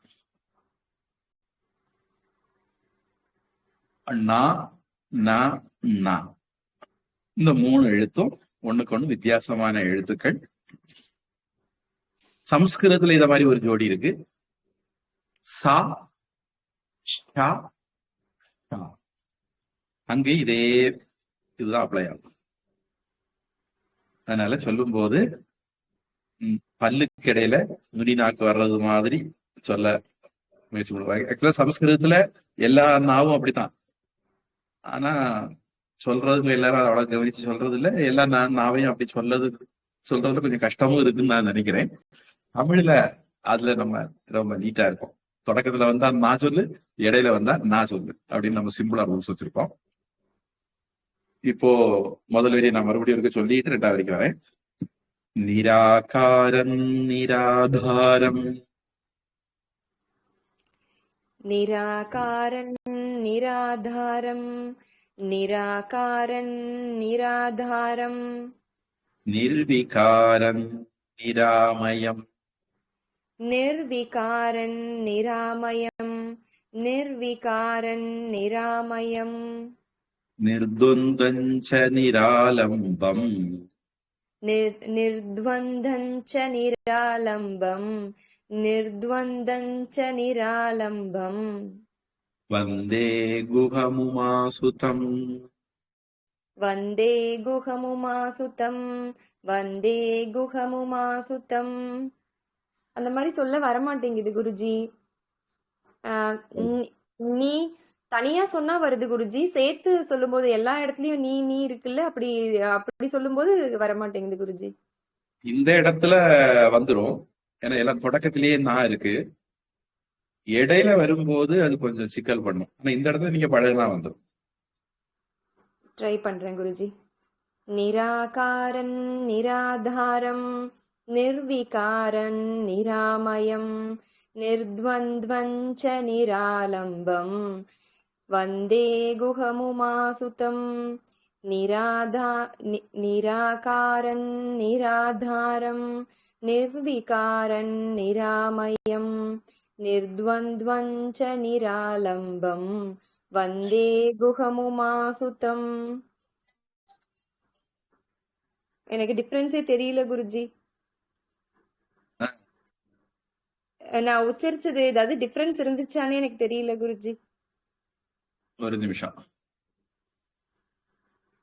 ஹரிஓம். நான் ஸ்லோக வகுப்பு நடக்குது, கலந்துக்கிறேன்னு சொல்ல அனுப்பி விட்டுருந்தேன். சரி சரி, நான் இப்ப வகுப்புல இருக்கேன். ஹரிஓம்.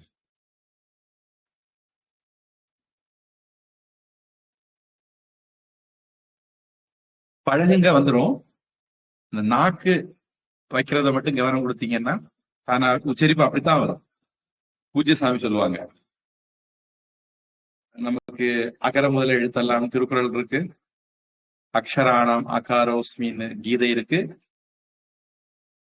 இப்ப இதுல வாயை திறந்தா வேற எந்த முயற்சியும் பண்ணாம வெறுமனே வாயை திறந்தா ஆதான் வரும்.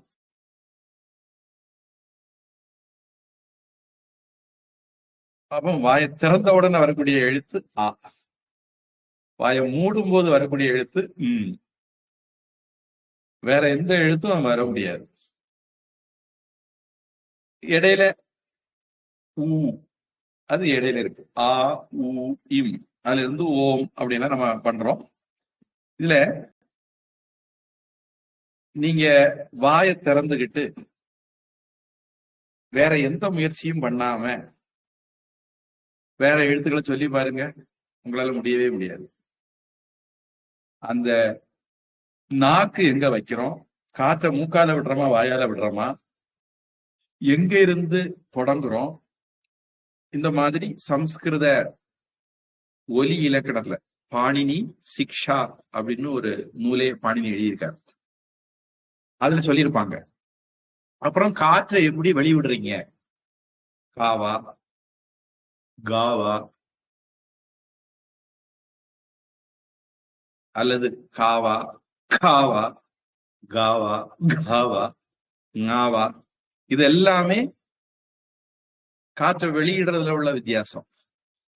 முதல்ல 4 வாய் வழியா விடுவீங்க. முதல்ல உள்ளது கடினமா சாதாரணமா விடுவீங்க, அடுத்தது பிடிச்சு விடுவீங்க, அடுத்தது மென்மையா விடுவீங்க, அடுத்தது மென்மையா பிடிச்சு விடுவீங்க, க க க க, அடுத்தது மூக்கால விடுவீங்க, ங. இப்படி பிரயத்தனம் ஸ்தானம் இப்படி எல்லாம் ஒரு டிசைன் பண்ணி வச்சிருக்காங்க. அந்த எழுத்துக்கள் எப்படி உச்சரிக்கப்படுது அப்படிங்கிறத அறிவு பொதுவா நமக்கு கொடுக்கப்படல. எனக்கு தெரிஞ்சு எனக்கு வாத்தியார் சொல்லி தரல. ஆனா தொல்காப்பியம் நன்னூல் மாதிரி நூல்கள்ல இலக்கண நூல்கள்ல அதை குறிச்சிருக்காங்க.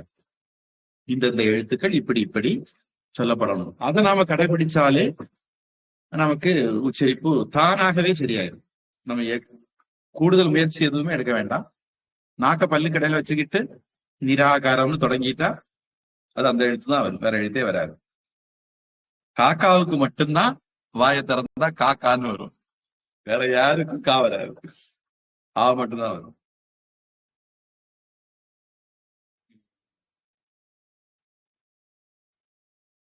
குமாரி உஷா.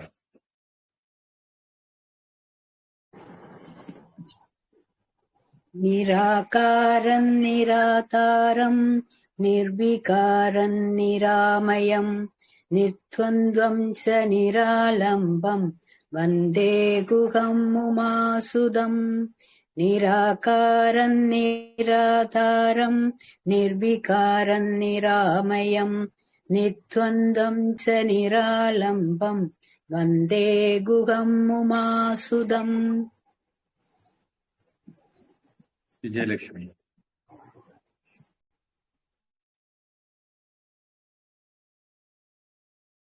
அன்மியூட் பண்ணணும்.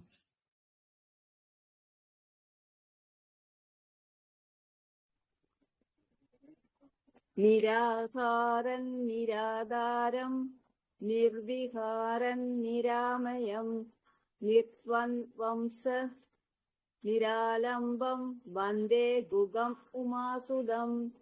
நிராகாரம் நிராதாரம் நிர்விகாரம் நிராமயம் நித்வந்த்வம் ச நிராலம்பம் வந்தே குஹம் உமாசுதம். சரி, அவங்க 2 பேரு இன்டர்நெட் ப்ராப்ளம் நினைக்கிறேன். இப்போ ஏதாவது கேள்வி இருந்தா கேட்கலாம். சுவாமிஜி, தொல்காப்பியர் எங்க பிறந்தாருன்னு தெரியுமா உங்களுக்கு? கன்னியாகுமரி. எங்க ஊர்ல காப்பிக்காட்டுல சிலையும் வச்சு கொண்டாடுறாங்க. ஆமா, அது அவரு காப்புக்காட்டு பக்கத்துல இந்த ஊரு பேர் என்னது? காப்பிக்காடு வெள்ளச்சி வளையம். நான் பிறந்த இடம் எங்க வீட்டுக்கு ஆப்போசிட்ல இருக்கு.